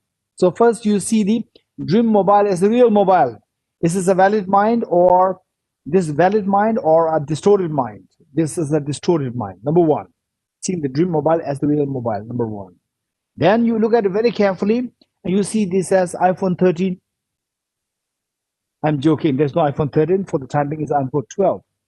It's iPhone 12? Wow. Right? Number 2, you exaggerate the quality of the object. iPhone 12. Wow. Number 2. Then, okay, Geshe does not need iPhone 12, right? So I can exchange my mobile with his. And then what you say that you have the attachment to the mobile? And you say that, okay, Geshe, can I exchange my mobile with yours? Right? Then Carolyn Ming, she said, I said it already before, right? I requested him already before. Then you start to have a fight with Carolyn Ming. Fight. That is karma. Karma is the action. With action, both of you end up in prison, which is samsara, which is misery. You're getting it? So then your parents will call you, where are you? My daughter, my son, where are you? You say that I'm in the prison. You went to Deer Park for a program to remove your problem. Now you end up in prison. Why you end up in prison? Prison is suffering. Why you end up in prison? You said, because I fought with Carolyn Ming. Action, karma. Why did you fight with her?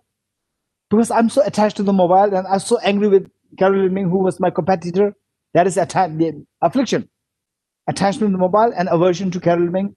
That's the affliction. Why did you have that affliction? Because Michelle was holding a mobile. It was actually iPhone 12. That is inappropriate attention, exaggerating the quality of the mobile. Are you sure that there is a mobile there? Yes, of course, I saw the mobile there. Actually, there's no mobile there. It's a dream mobile. You see the dream mobile as a real mobile. You're getting it? So, seeing the dream mobile as a real mobile, that is the trigger point of all the chain of miseries. Seeing the dream mobile as a mobile makes you to see the dream mobile as the iPhone 12. And then attachment to the mobile and aversion to the competitor. Then the fight. Then prison. So this is how the samsara operates. Okay, so on the ceasing of karma self, now we are reading the stanza 5. We're going to go into too detail. Ceasing of karma afflictions leads to nirvana. The real translation actually would be, we have to do a little bit adding instead of leads, it should be ceasing karma afflictions is nirvana. Is nirvana. Okay. Opposite of nirvana is samsara. Opposite of nirvana, samsara. So samsara is given rise to by the contaminated karmas, which in turn are given rise to by the afflictions. Afflictions here is the gross afflictions. Karma's afflictions arise from conceptual thought. This conceptual thought is referring to the inappropriate attention. Inappropriate attention is, what is inappropriate attention? Inappropriate attention is the mind, is a mind which distorts the characteristic of the object, which exaggerates the characteristic of the object. And these arise, these referring to the inappropriate attention, these arise from mental elaboration of grasping a true existence by distorting the basic object, seeing the object as truly existent. And this elaboration of the self-grasping ceases into emptiness, or ceases by the wisdom of emptiness. So how to stop? How to stop this? All this chain of the causation of miseries, the causality is by cutting the root, by cutting the self-grasping ignorance. How to do that? By seeing the emptiness, that nothing exists from the object. If nothing exists from the object, how do they exist? They exist from the subject. If they exist from the subject, it's like dream. Everything is like dream. Okay, stanza 6. That there's a self has been taught, and the doctrine of no self by the Buddha, as well as the doctrine of neither self nor non-self. Okay, that there's a self has been taught. First, sometimes the Buddha taught that when the audience, when the student, when a person is so obsessed with the self to be permanent, unitary, independent, very grossly, objectively real, then the Buddha taught, yes, the self does exist like this, to appease the person. That there's a self has been taught. There's a gross self to be permanent, unitary, independent. And the doctrine of no self is the gross selflessness, that the self does not exist as autonomous, substantial, real. Number 2. By the Buddha, as well as the doctrine of neither self nor non-self. If the self does not exist objectively, no self also does not exist objectively. In other words, nothing exists as objectively real. That is taught. Stanza 7. What language expresses is non-existent. So what language expresses, the language expresses as so like there's the object and subject. There's a duality there. That the object exists objectively. The duality is there. But how the language expresses as things to be objectively real, that is not true. But what is expressed is true. The flower is blue. I said this flower is blue. That's correct. But when I say this flower is blue, you get the impression that this objectively existent flower is objectively blue. This is what you get. That is wrong. But the flower as blue is correct. What language expresses is non-existent. Apprehension of mind is non-existent. And apprehension of the mind, apprehension, seeing the mind is objectively real. Seeing the mind, seeing the flower is blue is also not real. Not real meaning, not objectively real. Because of being unirritated and unceased, like nirvana is the nature of things. Okay, let's say that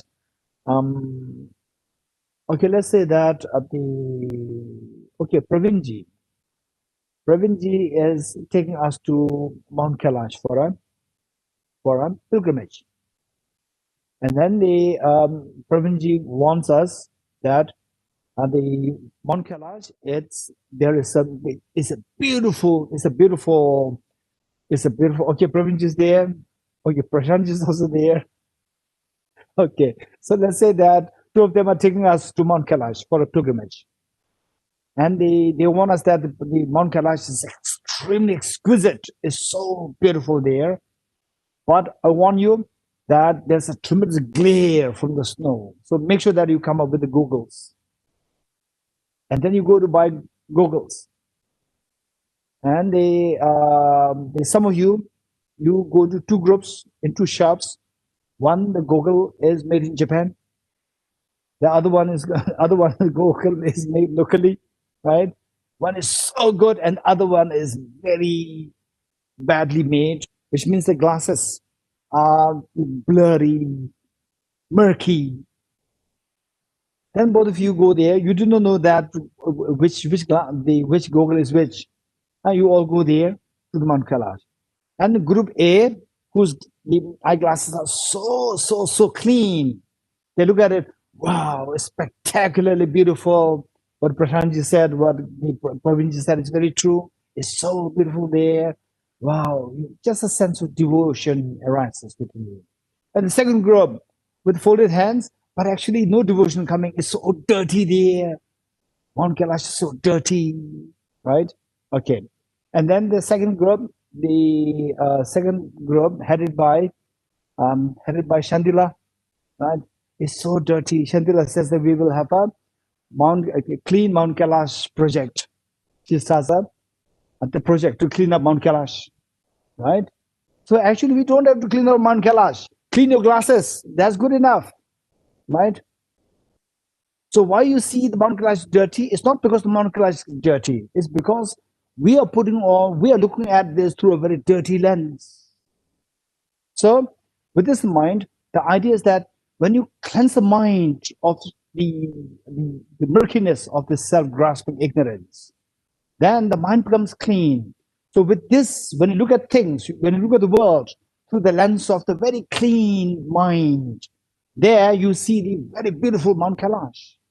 Whereas if you look at the world through a very unclean mind of self-grasping ignorance, attachment, craving, jealousy, and anger, and so forth, with a very murky mind, you see the world, everywhere the world is imperfect. Everywhere is imperfect. Right? Okay. So the point is, just see how to cleanse the mind of all these problems, the contaminant karmas, afflictions, inappropriate attention, and finally the self-grasping ignorance. Okay. So that is nirvana. Where your mind is cleansed, you see the world is perfect. That is the nirvana. Number 8. Everything's real and it's not real. Okay. Everything's real, meaning everything is so permanently real, number 1. And it's not real, that is impermanent, transitory, not as objectively so solidly as real. That is the impermanent. Number 2, both real and not real. Both real, no real, meaning that with respect to the ordinary beings, the Buddha taught with respect to ordinary beings, the world is seen as real, as permanent. With respect to the enlightened beings, the world is seen as unreal. Neither real, no, not real. So now, so you said that yes, okay, same for these people, for the ordinary people, the world is permanently as real. For the reality beings, the world is, say, the transitory and not as real. And you are seeing this. You are seeing this, and then you see that what is happening there, real, not real, what is happening there is objectively real. And the Buddha said that that is wrong. So to the third category, the Buddha told even that is not true. So it says neither real, no, not real. This the Lord Buddha taught accordingly. So to suit the temperaments, to suit the propensities, to suit the mental dispositions of the audience. So depending on what mental dispositions you carry, you are aware, then the Buddha taught accordingly to these teachings. Number 9, not dependent. Okay, this is what we did earlier. So we talked about what exactly is the emptiness. So the opponents, they argued against Nagarjuna, saying that you are nihilist. You are nihilist, and because of which you don't accept the Four Noble Truths, you reject the Four Noble Truths, you reject Triple Gem, you reject the Four Fruits, you reject the 8 Sangha members, and so forth. All these accusations are being posed by the opponents against Nagarjuna. And the Nagarjuna finally stanza 7, what he said is that, okay, all the opposition which you post against me, these are your self-creation. These don't really hold true to me, because it is your failure. Why all these problems you are seeing in me is not because I have the problems, it's because of your failure to appreciate these 3 things. Number 1, that you did not really understand what exactly is emptiness. Number 2, you did not understand the purpose of understanding emptiness. Number 3, you do not understand the emptiness to mean dependent origination. 3 things. So, stanza 9, what we are here, this is about what exactly is emptiness. Emptiness should be seen as with 5 attributes. So these 5 attributes are explained here. I'm not going to detail. Number 1, not dependent upon another. Number 2, peaceful. Number 3, not elaborated by elaborations.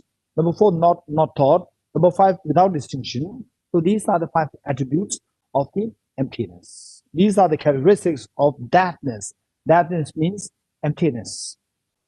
Number 10, whatever comes into being dependent upon another is not identical. It's not one. Identical here means one to that thing. No, it's different from it, which means that the way we did earlier, that the self, there are 2 options. Either we say that it exists objectively or it exists subjectively.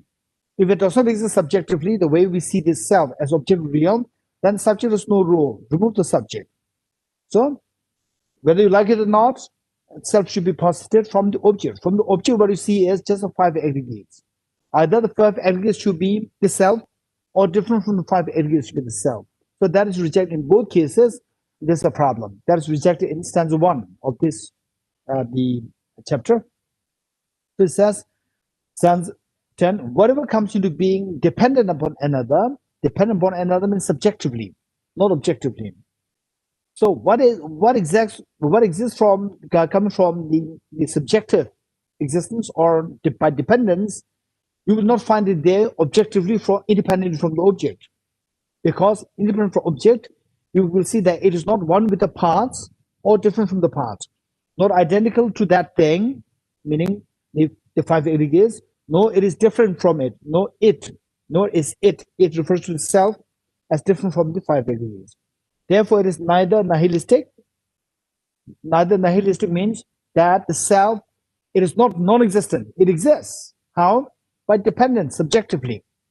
It is not eternalistic. Eternalistic means it is not objectively real. Objectively real, independent real. Why? Objectively, it is empty. So you are. It is not nihilistic. It is not eternalistic, or it is not a permanent. It is not absolute. So 2 extremes: extreme of nihilism and extreme absolutism. Both are avoided. Avoiding the 2 extremes is following the middle way. Finally, stanza 11. This nature of the teachings of the Buddha, patterns of the world, is understood as without identity, without oneness with its parts, without distinction, without separateness from its parts. Therefore, there is no nihilism, no eternalism, no absolutism. Okay, not one, not different, which means from the object is not there. Then how does it exist? It exists by dependence on the subject. So subjectively, it does exist, not from the object. Because it does not exist from the object, it does not exist independently or absolutely. So it avoids the extreme of absolutism. It does exist from the subject, therefore it exists. It avoids nihilism. So avoiding two extremes is called the middle way. So therefore, emptiness should be understood as the middle way. Finally, stanza 12. When the full enlightened ones do not appear, and when the hearers have disappeared, the wisdom of self-enlightenment will arise completely without dependence. Okay, this is an incredibly great advice for us. So what it says is that for us to meet with the teaching of emptiness is extremely rare. Okay, just a personal sharing with you. I must be like 21 years old. Then I set for a personal retreat. And my exposure to the Dharma, to the very systematic Dharma, was almost nil, almost zero. But I was so keen on personal retreats, I set for a retreat. I was just 21 years old. And in that retreat, I was primarily meditating on the impermanence and suffering. Because exposure to emptiness, not at all there. Just the label emptiness. This is what I learned. Beyond this, I even did not know the existence. Yeah, I know the existence of this, but I've never seen these chapters, chapter 18, chapter 24. So I did not have the opportunity to study these. And I was just sitting on personal retreat, focusing on impermanence and suffering. Focus on these two. Within 1 week, there's a tremendous surge of fear coming. Surge of fear of impermanence and of suffering, of samsara. So scary. And coming to know that this fear, I can get away from this fear by the emptiness, which we read here, stanza 5. Ceasing karmas and afflictions is nirvana. Karmas and afflictions arise from the conceptual thought, which is inappropriate attention, which in turn arises from the elaboration of self-grasping ignorance. And this elaboration will cease through the wisdom of emptiness. So, coming to having heard these concepts, a little bit here and there, particularly from His Holiness the Dalai Lama, that the wisdom of emptiness will help us to get into all these fears. And then now I could feel this fear, acute fear there. How to get out of this is only the wisdom of emptiness. Then I felt how lucky are those people who get the opportunity to study emptiness. I literally feel that. And who are these people? Today we see all of you, right? Including myself now. You're all very fortunate. We are all studying this because of the Dear Power Institute creating this platform for all of us. So we're so fortunate. So now the advice given here is that when the fully enlightened ones do not appear at the moment in this life, we see that this life meaning for us in this era, there was a Buddha Shakyamuni who appeared on this earth. And then today we have His Holiness the Dalai Lama, who's always encouraging us to study emptiness, the practice bodhicitta, practice wisdom emptiness, always there. So with these inspirations, then for us, what I've learned is so easy for me to, when Dear Power Institute, Prashantji requested if something had been done to organize the teaching, I said yes, and then he asked me what topic. I just readily suggested these two chapters. So it's all because of His Holiness the Dalai Lama always advising on these, and you heard these things coming from His Holiness's own his own teachings. So from there, it becomes so easy for us to suggest these topics. So we are very fortunate. But in actuality, it's so difficult to meet with these teachings. So look at this stanza. When the full enlightened ones do not appear, you come across an era where the Buddha does not arise, number one. And when the hearers have disappeared, when the teachers, hearers here meaning Shravakas, the practitioners who practice the wisdom of emptiness, when these also disappear, number 2, then at that point, if you are exposed to the wisdom of emptiness from the former lives, study, reflection, and meditation from the former lives, then in that time, at that time, when you are as though like a lost child in an unknown, strange place where the Buddhas do not appear, then the practitioners of wisdom of emptiness, they all disappear. So then what can be done is the wisdom of self-enlightenment. Because of your wisdom of emptiness from the past life, you can reactivate them and practice them, and then the self-enlightenment will arise completely without dependence on other factors. Even without the presence of the Buddhas or the hearers and so forth, still you can achieve your enlightenment by dependence on the wisdom of emptiness. For that matter, we can't expect to have a sudden surge of the wisdom of emptiness from nowhere, but it's only through the proper constant conditions of taking the maximum advantage of study, reflection, and meditation on the wisdom of emptiness when we do encounter with such a very fortunate environment, meritorious environment, like what we have met in this life. And then we should be feeling extremely grateful to Dear Pa for this opportunity that we all together studying these 2 texts. I personally also benefited a lot because I could get another opportunity for me to revise these 2 chapters, which are so precious, and then we all got this opportunity. Okay, so now on the 5-point wisdom of emptiness. Ready? Or we will skip. We'll skip. Okay. No. No. Okay, we'll do it.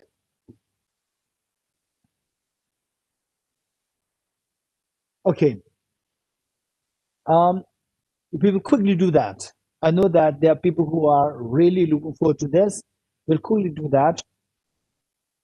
So basically, we think about the way in the text, stanza 1 of chapter 18 said that the self is not one with the parts, not different from the parts, and then there is a self objectively. Okay, we'll use this reason, but I would highly recommend you, appeal you that for your own interest, you have to study the emptiness very systematically. Not just attending one teaching, one course. It's not like that. It must be studied very systematically. So this is what I like to suggest. So the point is back to the main point is that this is what I call as the 5-point meditation emptiness. Very simple. First, we can note down what these 5 points are, and then after that, we'll do the guided meditation. A very simple guided meditation. Okay. The first point is self. The first point is self. We just note it down. Self. Number two is 6 elements. 6 elements. Number three is 2 questions. 2 questions. Number 4 is space like emptiness. Meditation on the space like emptiness. Number 5, meditation on the illusion like emptiness. Okay, let me repeat. The first one is self. Number 2 is 6 elements. Number 3 is the 2 questions. Number 4, meditating on the space like emptiness. Number 5, meditating on the illusion like emptiness. Okay, if you have noted them down, now we'll do the guided meditation. Guided meditation. Okay, ready? Just sit upright. Sit upright. Okay, follow the instructions. Let us not go back and forth, or in other words, let us not try to correlate what I'm saying now with what we studied earlier times or what we learned from other teachers. So just follow the instructions. And if you want to make correlations, you can do them after the meditation. So during this meditation, let us make it a point that we just focus on the instructions and try as much to remember what I'm going to say, and try as much to activate the experiences with the best you can. What was the fifth one, Okay. Geshe-la? Which was the Testing of fifth the one? self. What are you Fifth one. doing? Sorry? I'm meditating. Just try to see the self.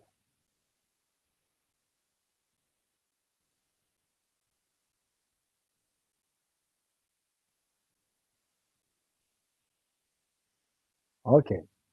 Now, how does this self appear to you? As objectively real or as like a movie being projected by the projector? Of course, that's so objectively real, so objectified, so solidified there.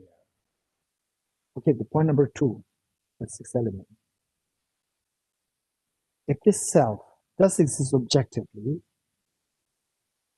from the object, with the ultimate analysis, we should be able to find it. Remember what Nagarjuna said. If the mirage were to be water, why not those close by the mirage be water? In like manner, if this self, if this person, if this person does exist objectively, why don't I see this object? Why don't I see this self as I go closer to this object? As I go closer to this object, I end up seeing just the 6 elements. Okay, let us go closer to the object. Going closer to the object, what we see the first would be a very thin layer of the skin of my body, of your body. Behind that, the fatty tissues. Just ignore all these things which are not the self. You are only interested to look at what the self is. Behind the fatty tissues are the flesh, the ligaments, muscles. And then alongside the blood vessels. And then the bones, skeleton, heart, the lungs, the brain, liver, kidney, spleen, stomach, intestine. None of these is the self. All these form the solid parts and the earth. And the earth is not the self. Okay, just ignore them. Next element of water.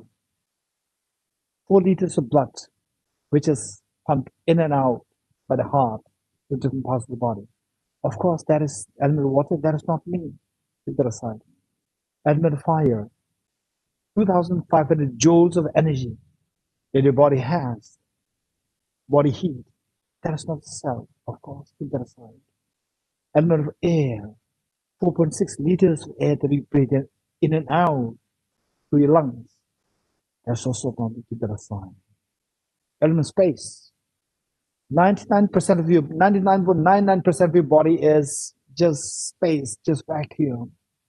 But even this vacuum is also not me. I'm a solid person. The space is vacuum in nature. Vacuum is fully reduced to one, but they're mutually exclusive. Even that space is also not me. Keep that aside. Now what is left? Only my mind is left. Consciousness is left. Even the consciousness is also not you. That you are a male, you are a female. The consciousness is gender free. Gender is posited on the basis of the body. Even the consciousness is also not you. And people can see you. People cannot see your consciousness. So the consciousness is also not me. Keep that aside. Okay.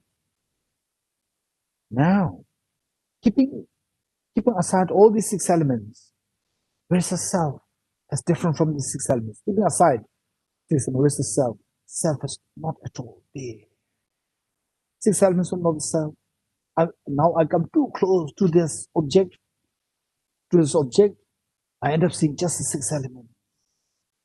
6 elements are the self. None is the self. Okay. If not, self must be different from these 6 elements. Remove all 6 elements. What is left then? Nothing is left there. Both these two, both the alternatives, both options are not true. Okay. Where's the self from the object now? Okay. Ask the 2 questions. Number 3. Ask 2 questions. What are you seeing now? I'm just seeing the 6 elements. Where's the self? Question number 2. Where's the self? Self is nowhere to be seen. You have already adopted the ultimate analysis. The self is nowhere to be seen. Stay in this experience. That self simply disappears like a space. Stay in this experience. Abide in this meditation. This is known as the space, the meditation on the space like emptiness. Space, just stay in this experience. I'm not exaggerating it. I'm discovering a fact that this self does not exist from the object.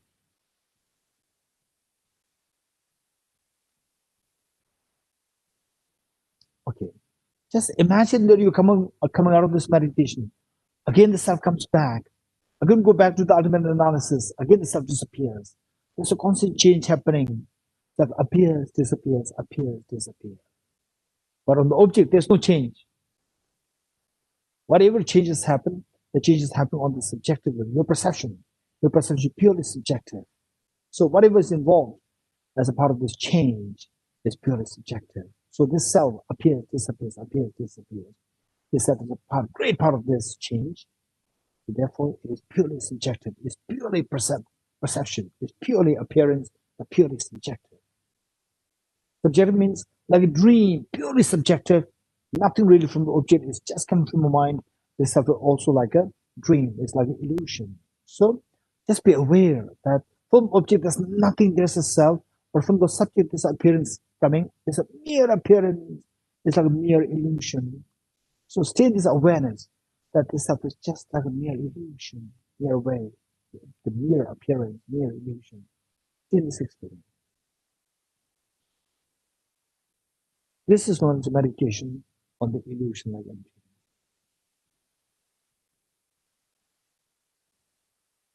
Okay, good. Good. Now come out. Okay, if you can do this on a daily basis, that would be extremely the healing. And then you can enrich this practice by studying emptiness more systematically. Okay, so we stop here.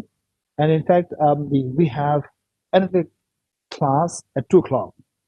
And then still another class at 5. So we have, 2 classes today. So we can't take question answers.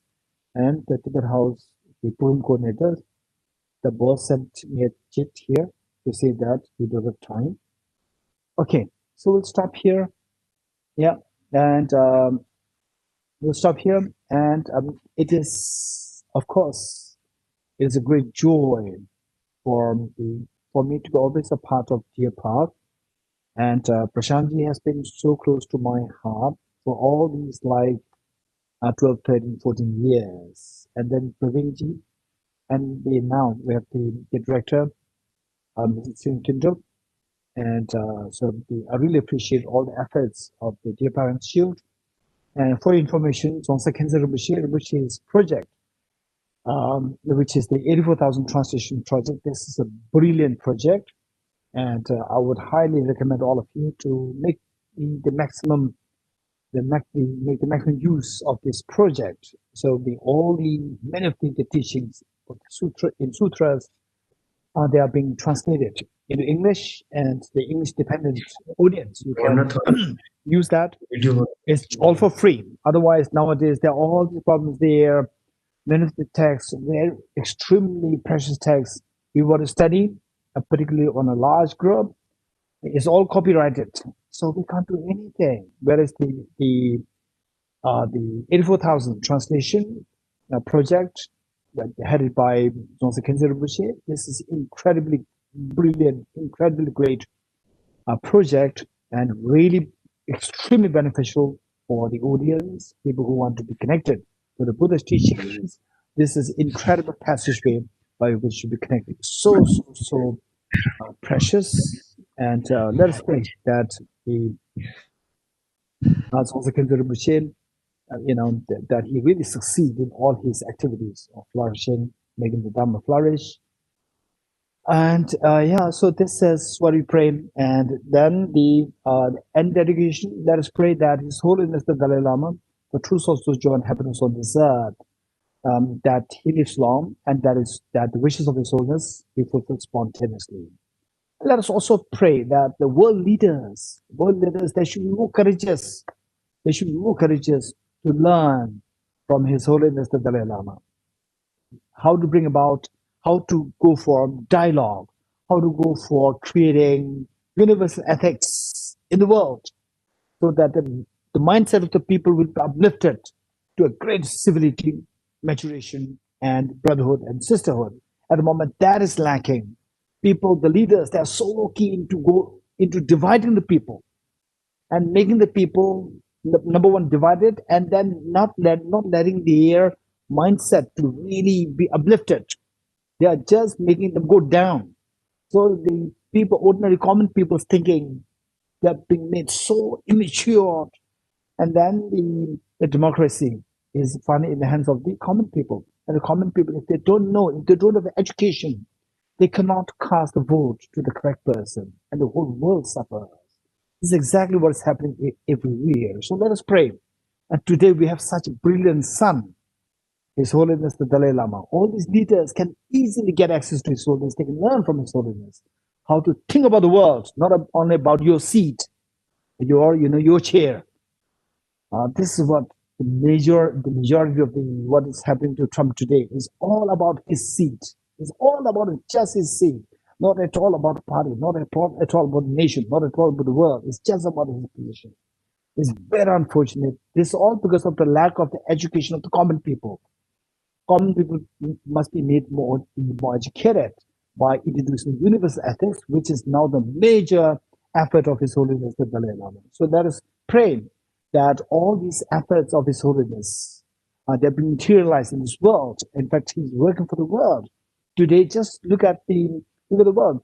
Who is there as world leader to work for the world? No, almost none, except for His Holiness. So this is, unfortunately, people, the leaders, they don't see that. Even they see that, they show blind eye to this because of the fear over the common Chinese. This is very unfortunate.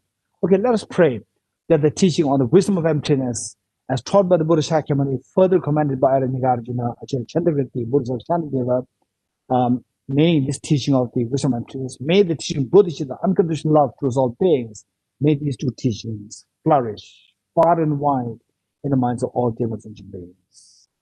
May all the activities of the great learning centers of Sakya, Kaikyu, Nyingma, Gelug, and from Theravada tradition, Chinese tradition, may they all thrive in the activities of study, reflection, and meditation. And may the activities of the Dharma the centers like Dear Park Institute and the Tibet House and all the centers who really work for the benefit of humanity, may all these centers, again, the staff of the volunteers in these centers, may they all thrive, may they all may they have long lives, may they have healthy lives, and that they and the aspiration to fulfill in accordance with the Dharma. So may the happiness prevail in this world, may the Dharma prevail in this world, and may the COVID subside as soon as possible, and may everybody will have a sigh of relief from this COVID-19. Okay, the Prashantji and okay, so Prashantji and the Pravinji. So first we will do the quick introduction prayer, and if you have some words to say, you can say after this. Okay, we will do the introduction prayer. Okay, let's dedicate. Imagine that all beings are with you, and you are leading this, and the Buddhas, Bodhisattvas, they are all with us. In the land encircled by snow mountains, you are the source of all happiness and good. All-powerful cherished the Tenzin Gyatso, please remain until samsara ends. Just as the brave Manjushri and Samadbhadra too realize things they are, also I dedicate all these merits in the best way that I may follow their perfect example. I dedicate all these rules of virtue with the dedication praised as the best by all the Buddhas who appeared in the 3 times, so that I might perform the noble Bodhisattva's deeds.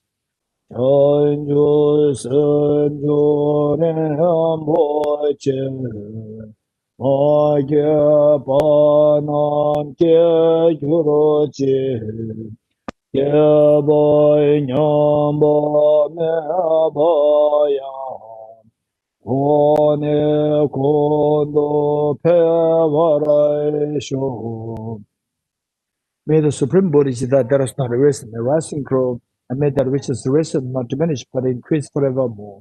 As long as space remains, as long as sentient beings remain, until then may I too remain to dispel the miseries of the world. Due to the merits of these virtuous actions, may I quickly attain the state of a Guru Buddha and lead all beings without exception into that enlightened state. I dedicate the merits thus gathered to trust realization that these may prayers of all the Buddhas and the Bodhisattvas of the 3 times, and to the upholding of Dharma of teaching and realization. May I in all life through the force of this merit, never separate from the four winds of the Mahana Vego, and accomplish all the stages of the path, renunciation, bodhicitta, perfect and the two stages. With a wish to free all beings, I shall always go for refuge to the Buddha, Dharma, and Sangha until I reach full enlightenment. May the poor find wealth, those weak with sorrow find joy. May the forlorn find new hope, constant happiness and prosperity. May all who are sick and ill quickly be freed from the illness, and may every disease in the world never occur again. May the frightened cease to be afraid, and those bound be freed. May the powerless find power, and may people think of benefiting one another. By the merits I have accumulated, may every single being abandon all forms of wrongdoing and perpetually engage in virtue. May they never be parted from the mind of bodhicitta, and may they always engage in the bodhisattva's conduct. May they be cared for by the Buddhas and relinquish the actions of devils. May no living creature ever suffer, commit wrong or ever evil fall ill. May no one be afraid or belittled, or their minds ever be depressed. May all the pains of living creatures ripen so upon myself, and through the might of the Bodhisattva Sangha, may all beings experience happiness. Having dispelled all inner and outer obstacles and downfalls, such as poverty, despair, oppression, cruelty, epidemics and natural disasters due to environmental degradation, may all beings forever enjoy the glory of peace and happiness. Inspired by wisdom and compassion, today in the Buddha's presence, I join the mind of full awakening for the benefit of sentient beings. I go for refuge to the Triple Gem. I confess the negativities individually. I rejoice in virtues of all the beings. I hold the precious Buddha in my heart. By the power of practicing and supplicating to you, may all be free from sickness, poverty, and conflicts. May Dharma and the auspicious proliferate in all places where we abide. A path of union, emptiness, and compassion is loosely explained by the Praetorian Buddha, Dharma, and the beings with level snows. With the lotus holder Tenzin Gyatso, we supplicate you that your wishes are fulfilled spontaneously. May the operations of evil thoughts and deeds of the negative forces of humans and non-humans who harbor medics through perverted prayers against the teachings of the Buddhas be truly vanquished through the power of the truth of three jewels. By the independent realization of the profound suchness of appearance and emptiness, together with the force of great compassion of the three jewels and the power of truth, and through the virtue of the infallible law of karmas and its fruits, may this truthful prayer of ours be unhindered and quickly fulfilled. May the teaching of the beneficent one till world's end be unshaken by the winds of evil thoughts. May it always be met by innumerable beings who find conviction in the teacher by understanding the teachings' true nature. May I never falter even for an instant to uphold the excellent work of the sage, which illuminates the principle of dependent origination to all my births, even giving away my body in life. May I spend day and night carefully reflecting by what means can I enhance his teaching, achieved by the Supreme Savior through the strenuous efforts over countless eons. In all my life is never separated from perfect gurus. May enjoy the magnificent Dharma by completing the qualitative stages of the paths and quality in the state of Guru Buddha. Throughout my future lifetimes, may always be guided by the Manjushri and be able to uphold the Dharma in general and the teachings of the dependent origin in particular, even of course my life.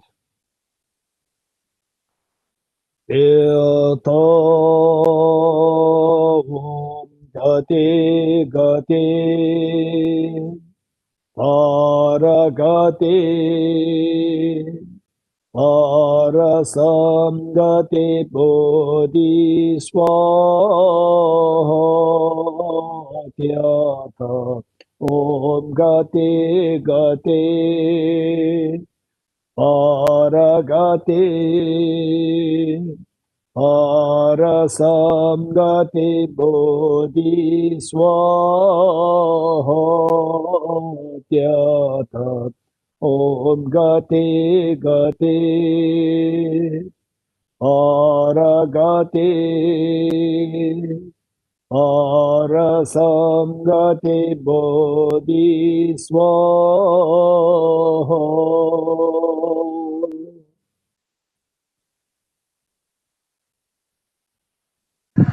Okay, thank you. Okay, Pravinji, you like to say something? Yes. Good afternoon, Geshe. Namaste to everyone from Deer Park. Hello. Oh, yes. Geshe, we are very, very grateful for your time and so unsurmountable generosity you keep extending by sharing such profound Dharma. We are really missing you and all of the Sangha in Deer Park. Just want to convey our immense gratitude.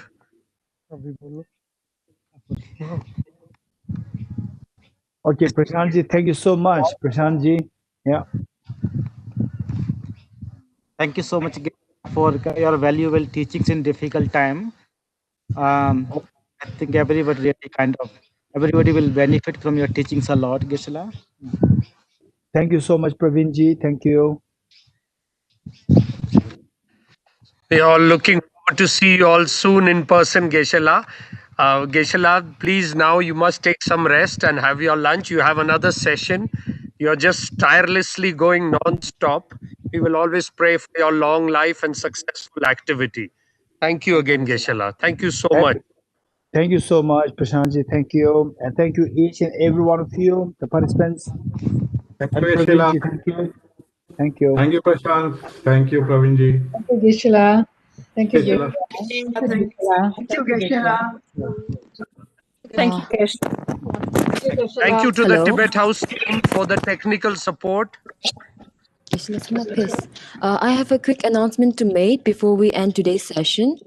So as Geshe-la have already mentioned during the class about the upcoming teaching on the 12th link on dependent origination, which has been organized at the request of Topema non-profit center Italy to celebrate its 10th year anniversary. I have shared the registration link in the chat box here. And if anyone is interested and need further information, please feel free to drop me a mail. I will be happy to assist you with. And one more announcement to make by our education coordinator regarding the Nalanda Master Course and Diploma Course.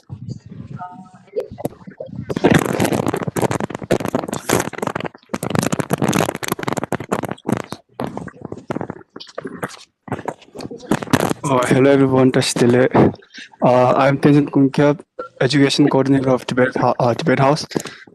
I can see some familiar faces from our Nalanda courses, so I'll share a quick, can you hear me? Yes, okay, I'll share a quick overview of Nalanda Diploma course and Nalanda Master's course. So Nalanda Diploma course is being offered to participants who wish to deepen their understanding and apply them in their Dharma practices. In monastic traditions, like it routinely takes decades to study the subjects and undertake this journey, but here at Tibet House, the tradition is 1 year. The first batch of Nalanda Diploma course was launched in February of 2018, and the second batch, which is the current batch, will continue till 2021 May. So the next registration for the next batch will most probably start sometime after May. The date is not fixed yet, but once we finalize the date, we will send announcement through emails, and it will also be shared through website.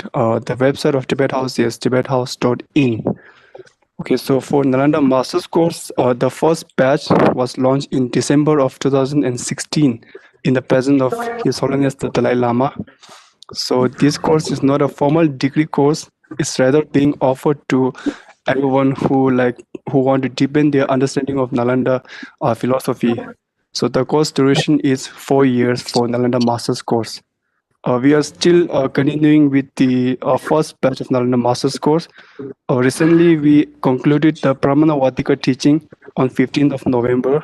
And on 19th of November, we had a very interactive Q&A session, which are going to continue today also. And the Nalanda Master's course will most probably conclude in 2021. And the registration for the next batch, new batch, will most probably will announce next year. So for that, one should have the Nalanda Diploma course. So those who already have Nalanda Diploma course can join in Nalanda Master's course next year. That's all. Thank you, everyone.